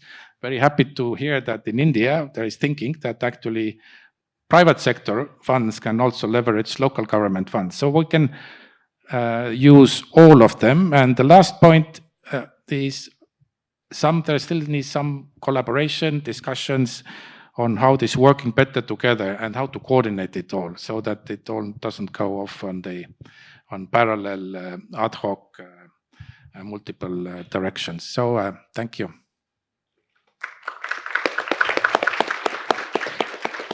Thank you very much, Thomas, for bringing it all together. I think we're going to open it now for Q&A, and if you have, please, any reflections, questions, please come up to the microphone, introduce yourself, and let us know who on the panel you'd like to ask this question to. Over to you, Michael. Hi, I'm Michael Borowitz. I'm from the Global Fund. I also work with Thomas on the Sustainable Financing Accelerator. I just wanted to tell a little bit of a story about some work that we were trying to do to access money from the Global Climate Fund. So we had some additional money, and we thought we could try to maybe do a blended finance deal a bit by accessing money from the global finance by the global finance the GCF actually The green card. yeah. And so we had multiple meetings with them because we were trying to find a country to do it together with. Basically, what they told us is that our projects were way too small for them, actually. So they have different classifications of projects. And ours was not only in the micro stage, it was in the micro stage, because basically they're funding big infrastructure projects, and so like these health projects that would be like solarization of the health facilities are really actually very small to them, actually, and not really that interesting. So they were saying, can you maybe work with another partner, try to get it up in size? We've like never even done a project with you. We're not going to start with like $100 billion project or something like that. So I think there was like a real mismatch, like in terms of like how to actually access that funding, really.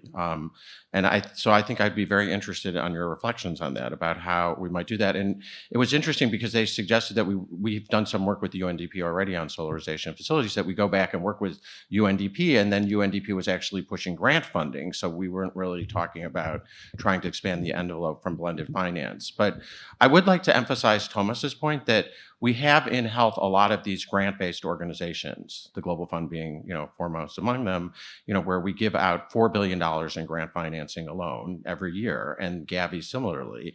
And if we can combine grant and loan financing, we can definitely significantly increase the envelope of health spending.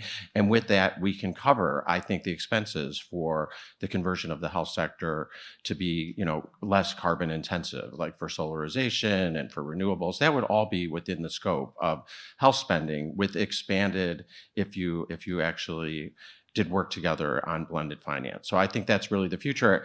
And that's not just with the World Bank, it's with all the multilateral development banks, who all benefit from increased concessionality of funding, particularly for infrastructure projects. And I've been doing that together very closely with the Islamic Development Bank, who need additional concessional financing.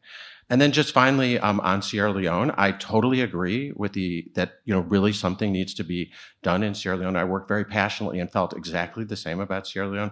I have to say that after working on Sierra Leone for several years, I did actually fail.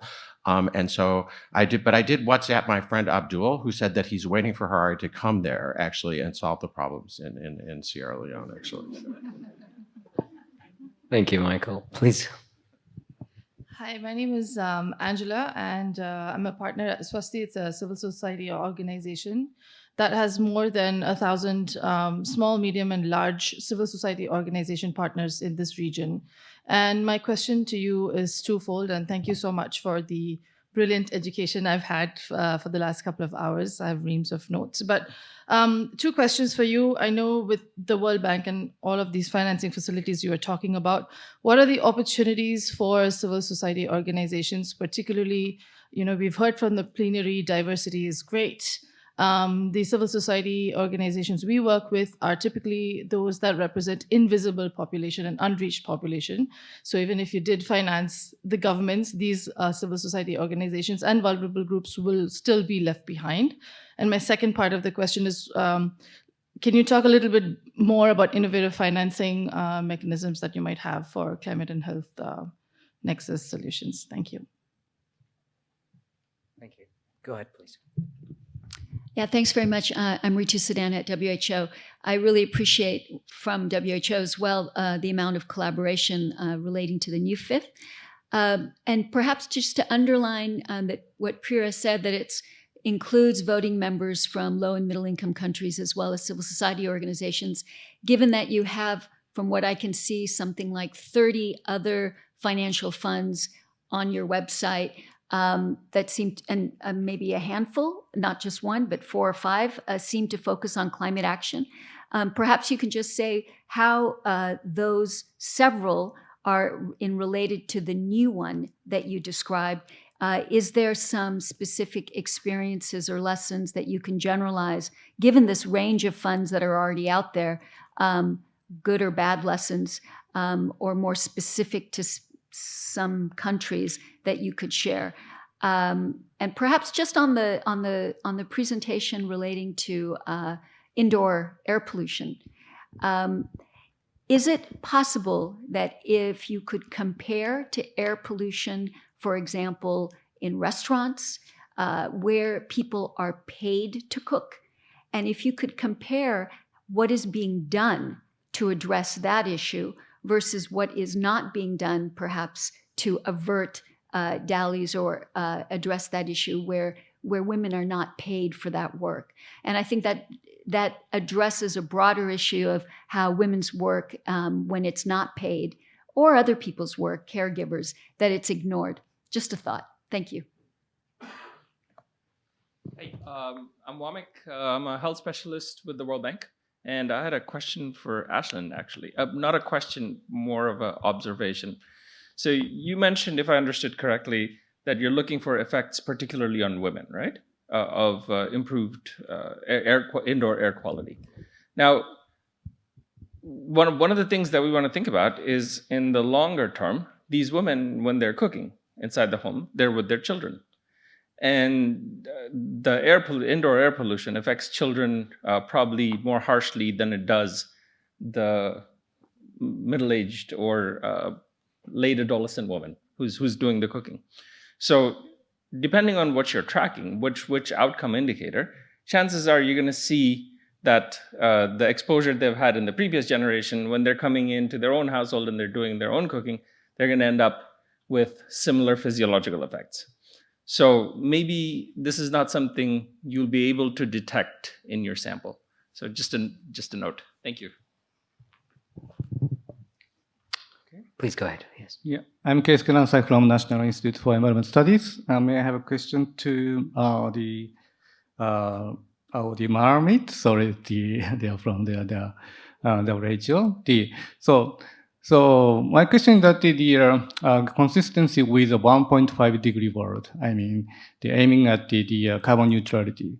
So as you said, the healthcare sectors, they have almost 5% the responsibility for climate change and the emissions.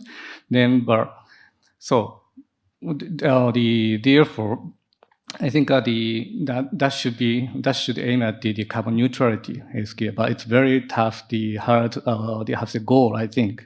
But do you think that the healthcare sector should declare the carbon neutral by 2050? That's my question. This is very, a critical point in terms of the World Bank should investment, which technology, which sector, in terms of the criteria to find the appropriateness to carbon neutrality. Otherwise, the World Bank may investigate not good the technology regarding carbon neutrality, even though that is fine for just reducing the carbon emission. Yeah, thank you.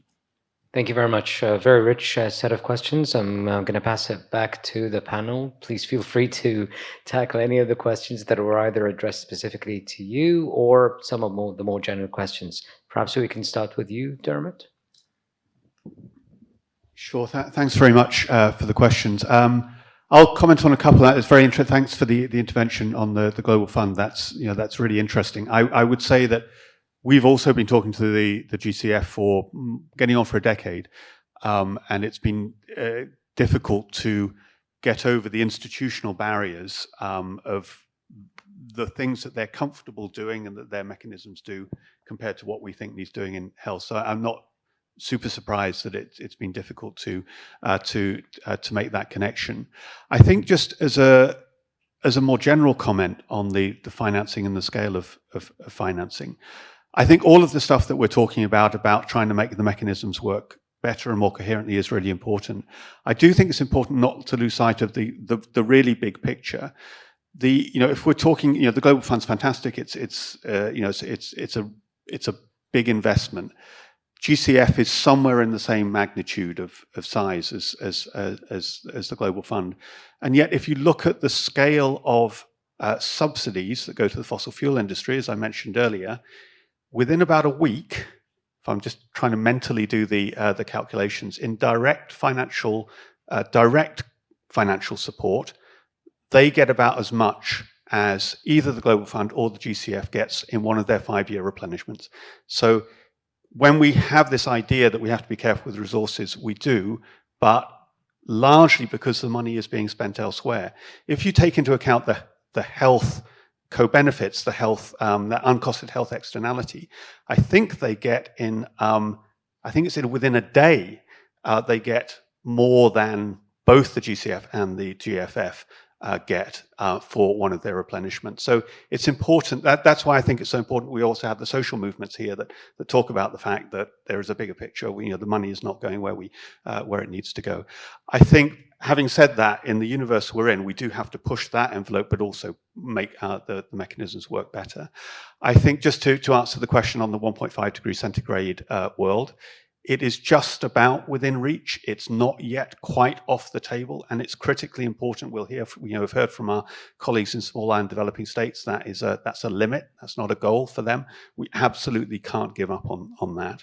And the question about whether health systems can be carbon neutral by 2050, yes, they can. The largest single health system in the world is the NHS in England. They have committed to become carbon neutral by the 2040s. And they've committed to get about 80% of the carbon out by about 2030, I think. And they're investing quite a lot of resource, a couple of hundred people, but within a massive system. And they reckon that they can get most of the way there, maybe all of the way there, without actually increasing costs over the long term. So it is possible, and it has to be part of improving the service. Getting carbon emissions out can never be in direct conflict with providing universal health coverage. We cannot compromise on that, but there are ways to do it which are reduce costs, reduce carbon, but also improve the service as well. So yes, it can be done. Thank you, Dermot. I just wanted to see if Priya, if you're still online. I know it's very late in Washington, so if there are any reflections or comments, is Priya still online? I am online, yes. Perfect. Thank you. So I'll pass it over to you, Priya, if you have any comments or on the questions or the points that have been raised. Thank you, Tomer.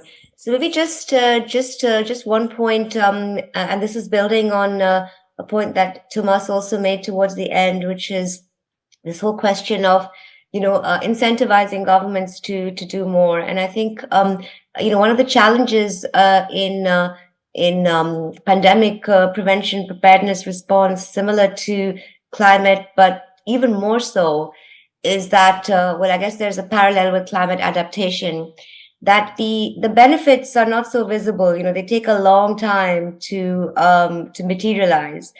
And so, that is one of the challenges that we face when we, discuss with governments on, the need to invest more, because, in the face of competing priorities, it's, hard to, for governments to make those investments, in areas where visibility is low, and, the benefits kind of spill across political cycles.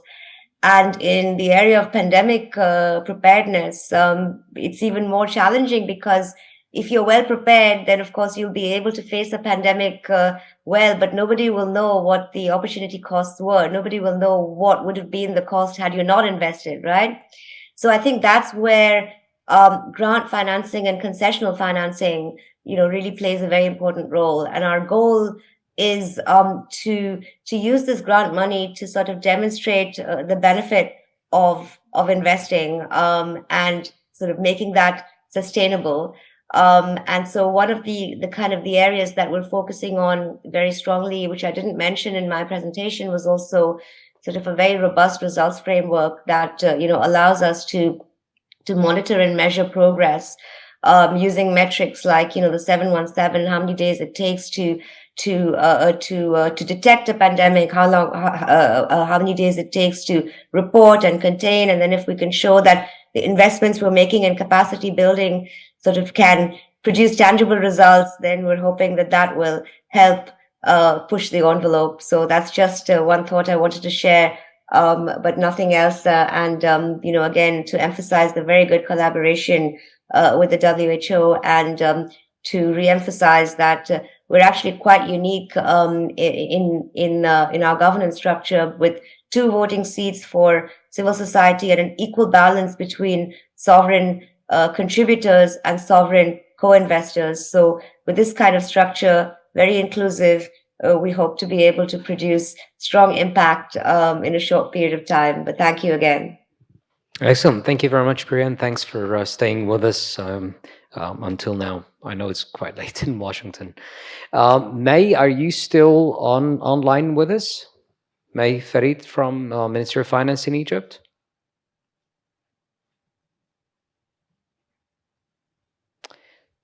Okay, perhaps not. So I'm going to move to Laurie. I think you had a follow-up. Yeah. I just want to try to answer the gentleman's question about the GCF, and maybe I cannot speak for them, but I can tell you what the Climate Investment Fund is compared to the GCF. So we recognize that climate action at scale is very important, but we also have small programs and projects on adaptation and on scaling up renewable energy access of communities. So the only difference we have is that we don't do it project by project. So we do it through a programmatic approach, and we don't have a replenishment process. So basically, when we say programmatic approach, we are country-driven. Countries come to us to express their interest to participate in a particular program. And once they are selected to be part of the program, they prepare their investment plan that allows them to identify strategic priorities for climate change adaptation or climate change mitigation, depending on what programs they would like to participate, because we have several programs on mitigation and adaptation. And we also use the MDB platform. So once an investment plan is already approved, the projects that were identified to be implemented under those investment plans has to be implemented through a multilateral development bank like the World Bank, Asian Development Bank. So we work with 6 MDBs in implementing our projects. And then on the question about participation of CSOs and NGOs, under the climate investment funds, we have what we call the CSO observers. So basically, our trust fund committee has the CSO as non-voting members, so they can follow through the programs and projects that were being implemented under our specific funding windows, and they attend the trust fund committee to provide their insights, their perspectives, and any inputs they would like to make in terms of the design and implementation and monitoring of our programs. And also in our specific programs, we encourage stakeholder participation, including the participation of NGOs and CSOs. And in some of our projects, they are actually the implementing agencies when it comes to community-based adaptation and mitigation projects. Thank you. Thank you very much, Laurie. Perhaps, Thomas, I can move over to you on the question on blended financing and innovative financing. I think there is much more talk about blended financing nowadays, and from both sides, which is interesting. Blended financing, we mean blending development bank resources, that is often loans or credits, with grant financing. So both sides need to see it as leveraging each other and increasing an envelope, because there is not enough grant funding to go around to meet all the needs, and also there is not enough development bank financing, and also it comes with a cost to the governments. So there is mutual interest. What we've been trying to do under the accelerator that I mentioned earlier is to advance the agenda, just using health financing as an entry point. But one thing we have found, it's not that easy. It's easy to say, but it's harder to implement, because all the institutions have their own bureaucracies, approval structures, and I think this is something we need to work upon. So I think the objective and benefit is clear, and the mechanics of implementation is a challenge we need to take on. Just on the innovative financing, I remember on clean cooking stoves, we discussed it 5, 6, 7 years to still find this investor that would be willing to buy health outcomes. And I'm really happy to see that it finally we are getting there. But we also seeing from private sector perspective that also health companies, that they are issuing bonds and impact bonds and working with governments, because from government perspective, they agreed to reimburse these bonds if there is a result. Sure. And the private sector commits first their funds first, takes the risk, and then manages the implementation. So I think there are many ways how you can kind of look at this kind of the impact financing or social impact financing or bonds.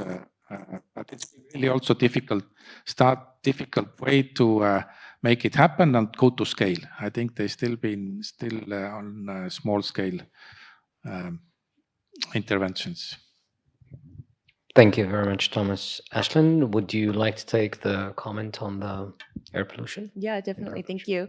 So maybe I'll address the question that came from over here first about who's impacted by household air pollution, right? So I totally glossed over this in my talk, but we do measure the air pollution on the female cook because, of her exposure. And you're right that often the young child is with her, and so the child is also being exposed. Actually, everyone in the household is being exposed to some extent, right? Because air obviously moves and it goes through the whole household. So although we measure the air pollution on just one person in the household, and we do that with the index woman, who's the kind of most highly exposed to the cooking exposure, the model, the HAPIT model that I was mentioning, actually takes that and interprets it for the whole household or the average household. So because of that, we can include outcomes for children. And in fact, one of the most kind of significant health impacts for children that often emerges from these models is for, or just health impacts overall, is for children's acute lower respiratory infections, so cases of pneumonia in children under 5. Often that's the biggest health impact that you see. All the other diseases that I mentioned, like COPD and lung cancer and stroke, they're still impactful, but not to such a degree, because of course it's more impactful if you, get a serious disease when you're young. So I just wanted to mention that the modeling does cover everybody. So the women, the children, the men in the household, it does cover them with a proportional, there's an understanding that like men don't have the same exposure. So it kind of scales it to what we understand to be the usual exposure for a man versus a woman in a household. And to the other question that was about, I think, commercial cooking and women's paid labor, I think that's quite complicated and might get at a few things. One of which is what is happening with stoves in the commercial sector. I think it's not so easy. There are many situations in which stoves in the commercial sector in these types of environments where people are cooking with biomass at home, they're also cooking with biomass in the commercial sector too. So things like charcoal, maybe it's not firewood or dung, but it could be charcoal. Charcoal still has a lot of PM, so it's not risk-free. But then I think maybe the question was also getting at kind of the concept of women's unpaid labor and the devaluing of that. And that is certainly a very, very important issue that gets to gender impact as related to cooking. And it's, globally a problem, I would say. So thank you for bringing it up. Thank you, Ashlyn. Harshay, do we still have you? Are you still online? No. Okay.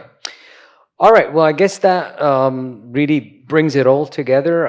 Just to say it's been a fun journey to be here with you today. I think we had a number of different stops along the way with all the presentations and the interventions that our speakers have come up with. Our first stop was on innovative green health financing solutions. Just a quick recap of what we've heard today. So it was on green health financing and how Egypt has been trying really to move in pushing forward new thinking and pushing the boundaries on green health insurance and providing for more fiscal space for climate change and health. And it's interesting because Egypt, in doing so, has adopted a health systems building block approach and looking at it. So really looking at the different pieces that would feed into health financing and into this insurance program. Our second stop was in how we work collectively. How do we work at scale? How do we take this to a global level? And this was really the focus on the Alliance for Transformative Action on Climate Change and Health, and how is it that this alliance is bringing us to really think about some of the areas that are involved in this specific area on climate change and health, but also in the health area of health financing. And our next stop was really getting into more of the private sector. How can we engage the private sector? What sort of role the private sector plays in the climate change and health space, and how they've been able to mobilize resources for implementation of programs on the ground. The example that we heard of was the electrification of healthcare facilities in India. We also obviously got to experience a lot of passion and a lot of commitment, and certainly pushing us to act and act now. The second stop along this journey has been the considerations of multi-sectorality and how we could be taking that multi-sectoral approach in our thinking of the links between climate change and a number of different areas, including obviously health, gender, as well as the black carbon as a way of monetizing the clean cooking solutions. And our final stop was in terms of understanding different financing options. What are those financing options? What are some of the challenges that face us in accessing finance for climate and health? But equally so, what are some of the opportunities that can be made use of? So it's been a very productive and very rich discussion that we've had throughout the past 2 hours, and I want to thank everybody again for joining us today. I want to thank our speakers and panelists for their interventions, and yes, have a great day. Thank you. Bye-bye.